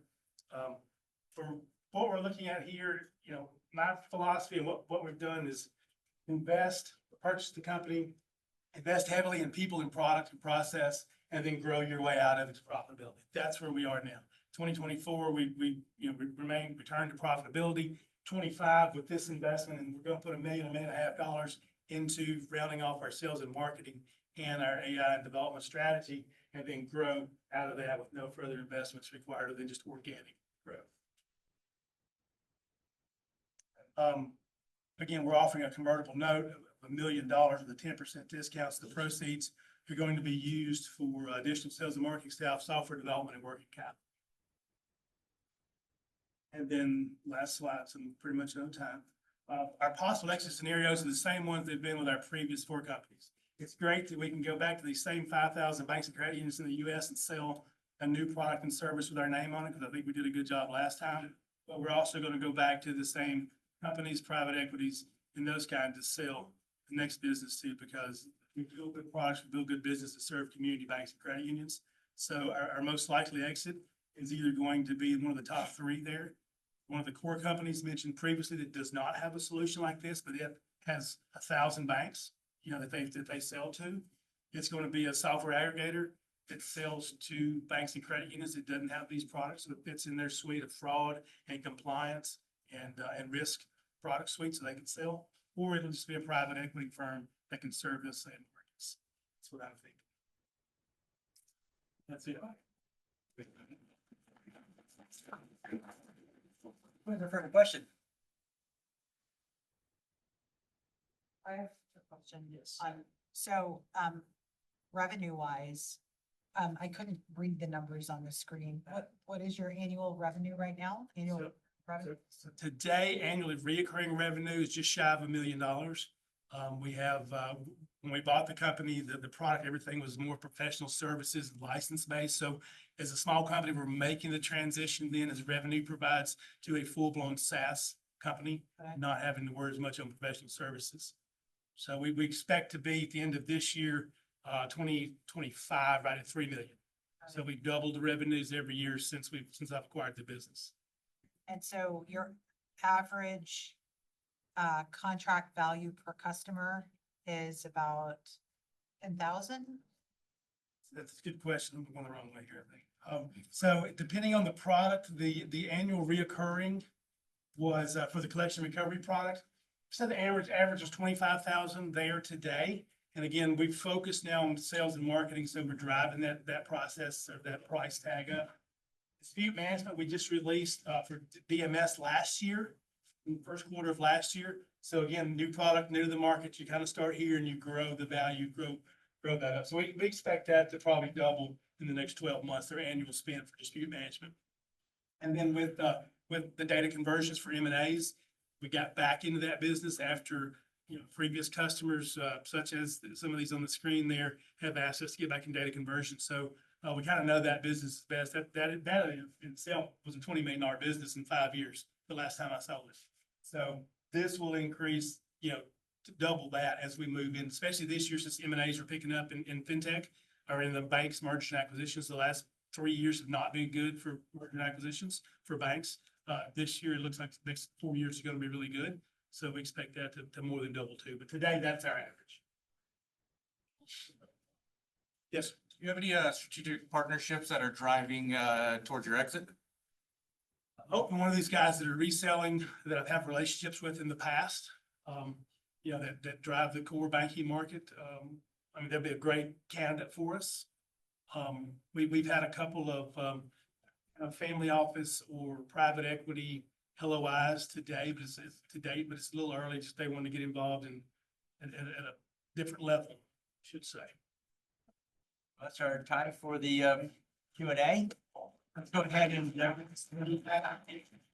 slide over to the QR code. Yeah, it's easy to get the wrong back. So keep going and just give us snap a picture of that, and we'll give you a minute to put that in there. We'll ask for one positive, one critique, and then we'll move to our final presenter. Who is our first positive? What do you think is a good positive?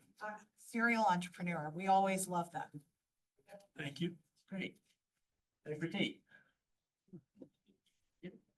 I'll give a positive, but yeah, I was just gonna say, this is man, such a huge need. We actually had a check fraud with Printed that check got intercepted and they stole $25,000 and we ended up working it out, but it was huge. I need a lot of those costs. Yeah, and we would have hoped they would have and thought they should have, but they didn't. Okay. We're changing banks as we speak. Let me know who it was. I'm gonna call them. Yeah. And critique, or what can we do better? Oh, it was a critique. It was back on the positive side, but I was gonna say the distribution that you have, I'm like going from consulting service, but adding the technology in, just going that way is such a better like go-to-market strategy when it comes to these technologies, especially for sort of markets and industries that are a bit laggard when it comes to technology. I feel like it's a really good way to get yourself in there and gain that market share before anyone else. Yeah, thank you. Cool. I did have one critique. I think on your personal, I know you were running a little bit behind time, so you're trying to zoom through at the end, but you went a little bit just too fast on your personal accomplishments. I think seeing your exits is a really strong case. And so just spending just a few, it's kind of weird to brag about yourself. You know, you did a great job of bragging on your team. But I thought just a few more seconds on your accomplishments. I couldn't read them. It was so quick. Thank you. All right. Well, thanks so much.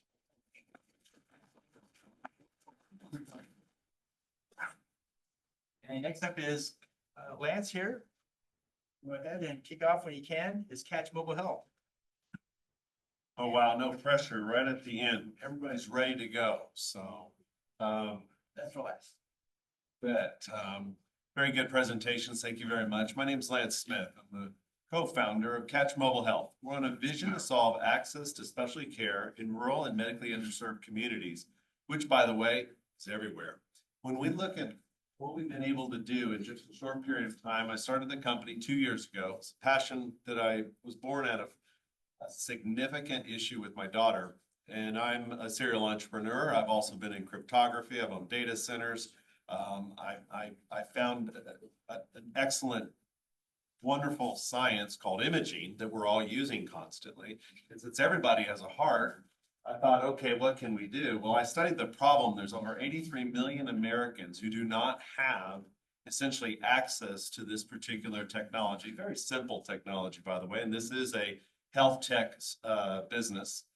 So we started to look at imaging from echocardiograms or EKG data, and we immediately saw a need in maternal health. And so today we operate a practice in the Woodlands, and we do excellent work for Catch Cares, which is our nonprofit aspect of what we do today. We always want to give back in this form, and that's where we do it at. And so why Catch? So in essence, specialists are the booming part of what's going on in medicine, and there's a convergence with primary care. So the quarterback in medicine is primary care. How do we bring specialists into primary care? How do we do it inexpensively, effectively, reducing the cost, reducing the time that patients wait, expanding on the outcomes, expanding on the diagnostics, okay? So these are the problems that we went into looking at. Now we focus specifically on transthoracic echocardiograms and carotid studies. These are echoes that are typically done. How many people have had an actual echo in their heart? Okay. Everyone needs one. Okay, so at 29 years old, I had my first one, and it allowed me to condition my performance in health completely different looking here if I didn't. So it was really interesting. It's just a blood pressure issue, but what ultimately happens when you study your heart is you get a connection in neurology and other facets. And so we went into this problem thinking, okay, we're going to do some deep work in imaging and AI, and we do have that. But what is the problem we can address today, and how can we make money? So we immediately started to position the product in primary care in the last year. And we believe we can actually reduce the wait times on average from, say, 26 days to as little as the same day. Now, the only city in the United States that does not have this problem is here. Why? There's a connection between primary care doctors and cardiologists. It seems to be natural here. Can't quite determine if it is quantum, all working in that way. But in most communities around the country, it's not like that. And so how do we do this? We're going to put essentially a cardiologist in every primary care doctor's pocket. We can do that for less than $5,000 of equipment. Training is easy. Staffing, of course, with certain automation that we've been able to design is reduced. You do not need any longer a specialized technologist to actually achieve the study of a transthoracic echocardiogram, which is your traditional echocardiogram. So this problem that we're going to solve, the competitive advantage that we've seen is, of course, this reach. From a cloud perspective, we had to fix that. That was our first problem. All these images are stored in different computers, or they're on the device where the patient actually had their study done. So we had to put them in the cloud. We then piloted this with a few cardiologists.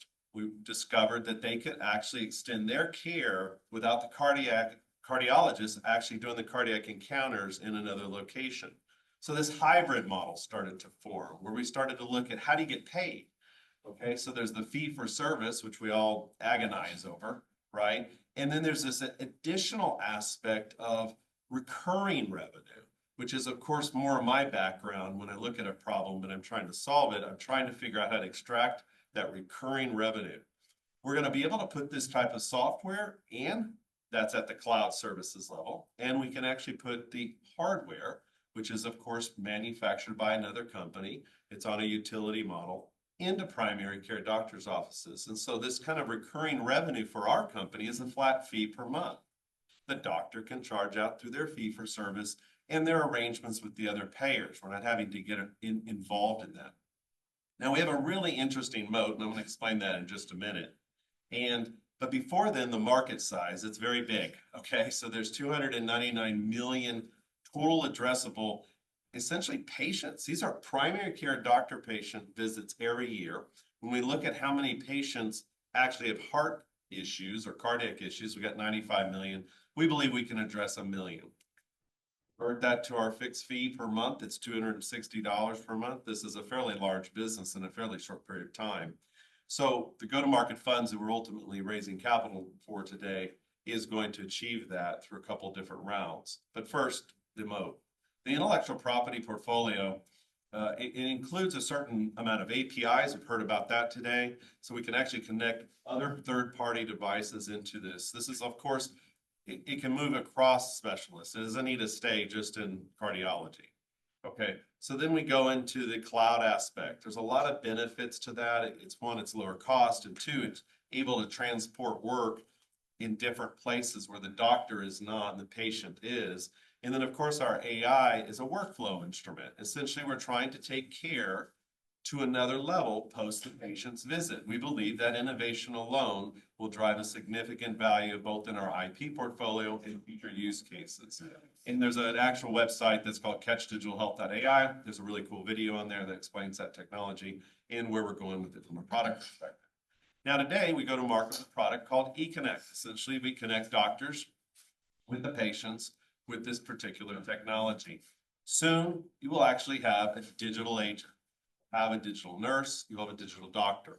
We believe that where we're going to be able to go very soon is going to be this type of an attendant, where the CatchMD essentially is that first line of defense, 724, and you're going to be able to achieve better outcomes and access through these types of mediums. There are already companies doing this, and we would like to be able to be a contributor to that. Problem's very big. Routes to market, of course, are traditional healthcare organizations. The accountable care organization, these are essentially your CMS methodologies to create cost savings and ensure outcomes. And so we're going to have to participate in that. We'll do this through channels. And then, of course, the primary care, those providers that are actually in larger networks, there are traditionally would be the right target, and that's ultimately where we're going to go. And then there's, of course, a ton of domestic and international opportunities. And one of our key strategic partners is actually going to take us in that direction. So our competition, what are they doing? I know these companies very well. They're very good companies, and I'm privileged to be able to compare ours to them.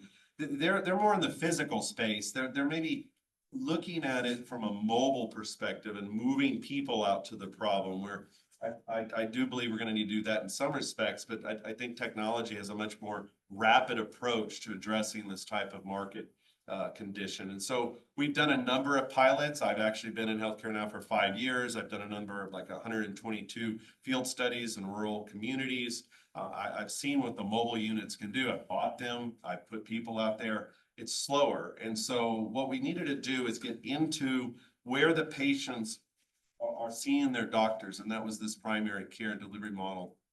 And so we're approaching it that way. Other companies do back office work. They're focused on traditional cardiology visits, and or they're really just into this kind of capitation mode on how they can get paid in kind of these payer contracts, which is interesting, but it's not innovating. And so what we've been able to do over the last 2 years since we started is we've piloted a group of patients, they're very complex cases, and understood what the technology could do and how the humans interacted with the AI, which is still a curve that has to be achieved over time. But when the device is simply acquiring the image and there's automation for its guidance, its acquisition strength, its quality, and then its measurements, that automates the point where the doctor can immediately interrogate that information. And there are FDA-approved work functions inside the AI that can indicate all the conditions of heart failure, and they're being more and more added on to that today. So that's already in our product. And with that said, last year we were able to achieve a very instrumental agreement with a large strategic customer that added the primary amount of revenue in 2024. They were also going to be on the cap table for a large investment component to this particular round. We'll talk about that in just a second.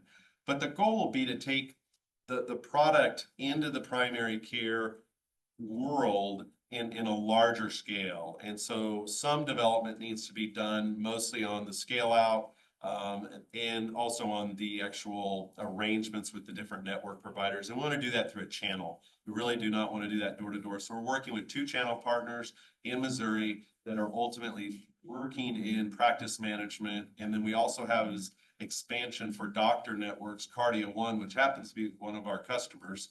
All of those companies we've done business with before, so that was interesting. You kind of can study their strengths and weaknesses. But we're going to be able to take this into multiple states over the next year or so post the close of this round.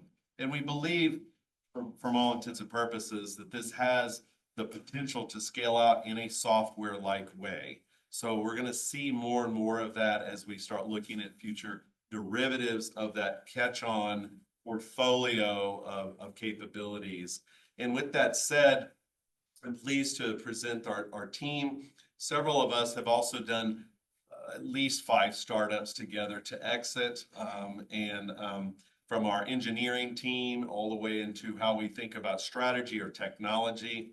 I was reading the Mark Andreessen comment up there. Larry Lozon and Mark Andreessen worked together in the past And so it's a really small world in technology. And so, the kind of inspiration that achieved this type of investment, I'm the primary investor in the business.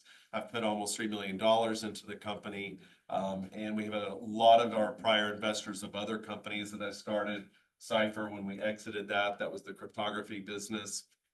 And what those investors saw is that the problem was significant and they wanted to be a part of that journey. So we started to open up the cap table, but the real inspiration around this was that my daughter had all these issues, and for $400 of cardiovascular imaging, Dr. Burkholder was able to discover what was literally debilitating her to the point of death.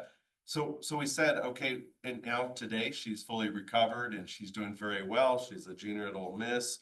Now my daughter goes to ACU, so I'm in good privilege company. So got a couple kids. But the outcome that we were able to achieve, everything from UT Southwestern all the way into the medical community in Houston, was insignificant for her health condition. But when he discovered the correlation between the heart and the neurology function, this autoimmune issue could be put into some therapies, and that's ultimately what he did. And he does today. He is a true pioneer in the complex case area. And as a business partner to him, I said, I gotta take this down a level or two. And so we'll do some of that. So that said, yep, did I get one more minute? Is that the hand signal? Yeah. Okay, this is it. This is where rubber hits the road. So I'm really excited. We have a large strategic partner who is also essentially the exit inside this particular round. And so that paperwork, and this is something we haven't even talked about. We have a couple of milestones to hit, but ultimately they're either going to put additional capital into the business to achieve that. But they've committed a large portion of the round commitments right now. We're raising $8,450,000.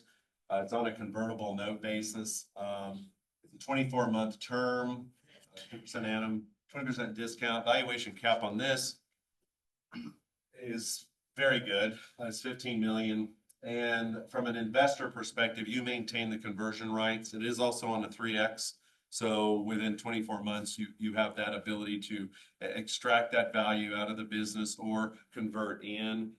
So we're working with the large strategic to time this and determine when that may be able to happen. Of course, we can go and look at other competitive aspects. By the time this is done,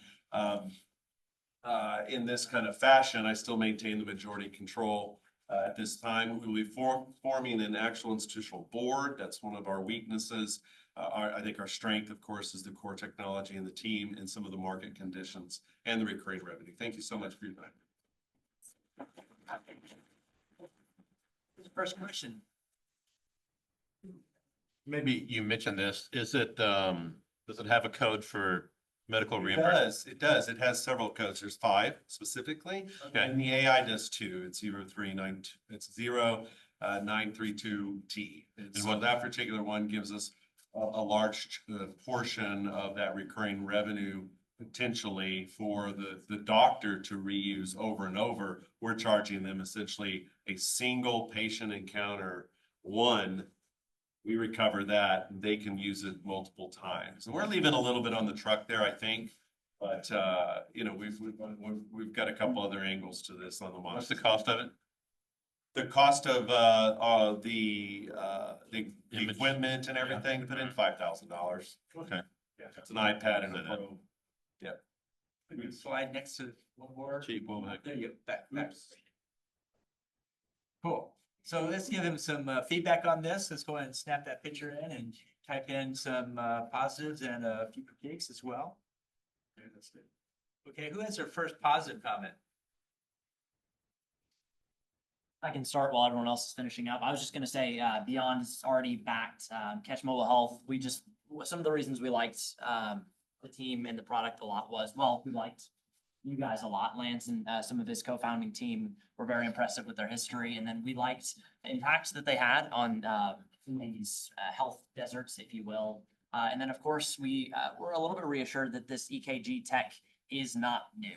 I mean, what they're doing is innovative, but the foundation of everything has been around for a while and it's very simple. And it was something that I think our not health professional angels could really get behind and understand. So for a lot of those reasons, we were happy to invest. Thank you, Keaton. Critique or what can we do better? What would you think? Me? Yeah, put me on the spot. I walked in halfway through the presentation. Well, I'm a serial founder and I can tell you what I could do better right now. There's a governance component that I'm missing. Okay, I need to fix that. And so I'm just gonna put that on the table. That often happens. I didn't anticipate this kind of moving this fast, but I'm looking forward to being able to form that governance board and expand, that type of opportunity. So when we're looking for investors, those are some of the things that I think we could envision getting involved in. One of the things that did stand out for what I saw in the presentation is that your sophistication, right? Like the way that you're presenting the information, it's what investors want to see, right? They want to see like, okay, here's my margin, here's my volume, right? But here are the specific terms on the investment facility, and here's when I'm going to need my next capital, and what the expectation is for our existing strategic investors, right? I think that's something that is missing sometimes with presentations, but you can tell that you've done this very well before, and that's what stood out for me. I wish I could put the next capital component and then the exit, but this has kind of happened in the last month or so on how that strategic partner would be a likely exit. Not the only one. We're still going to maintain some of the rights of competition and value creation for all of us, but thank you. Do they have a right of first opportunity? They do up to 40%, but that's still the barrier on yes, we're going to go exit this. So yeah. Good deal. Great presentation. Thank you all very much. That wraps up our today's presentations. We're going to move over now to the happy hour location at Carrabba's. Anybody that wants to learn more about 3X and 3 and the early redemption rights will be doing it over at Carrabba's as well. So looking forward to having you over there. Thank you guys for coming out. Great presentations from everybody in the room. Great panels, and you guys asked great questions. I appreciate all your support and thoughts there. With that, let's go ahead and wrap up, and we have to be out of here in a few minutes. So thank you all. Wow. Thank you. Right, first opportunity I call myself. Sound like an idiot. Steve Helms, I think, is, That's the way I'm headed out.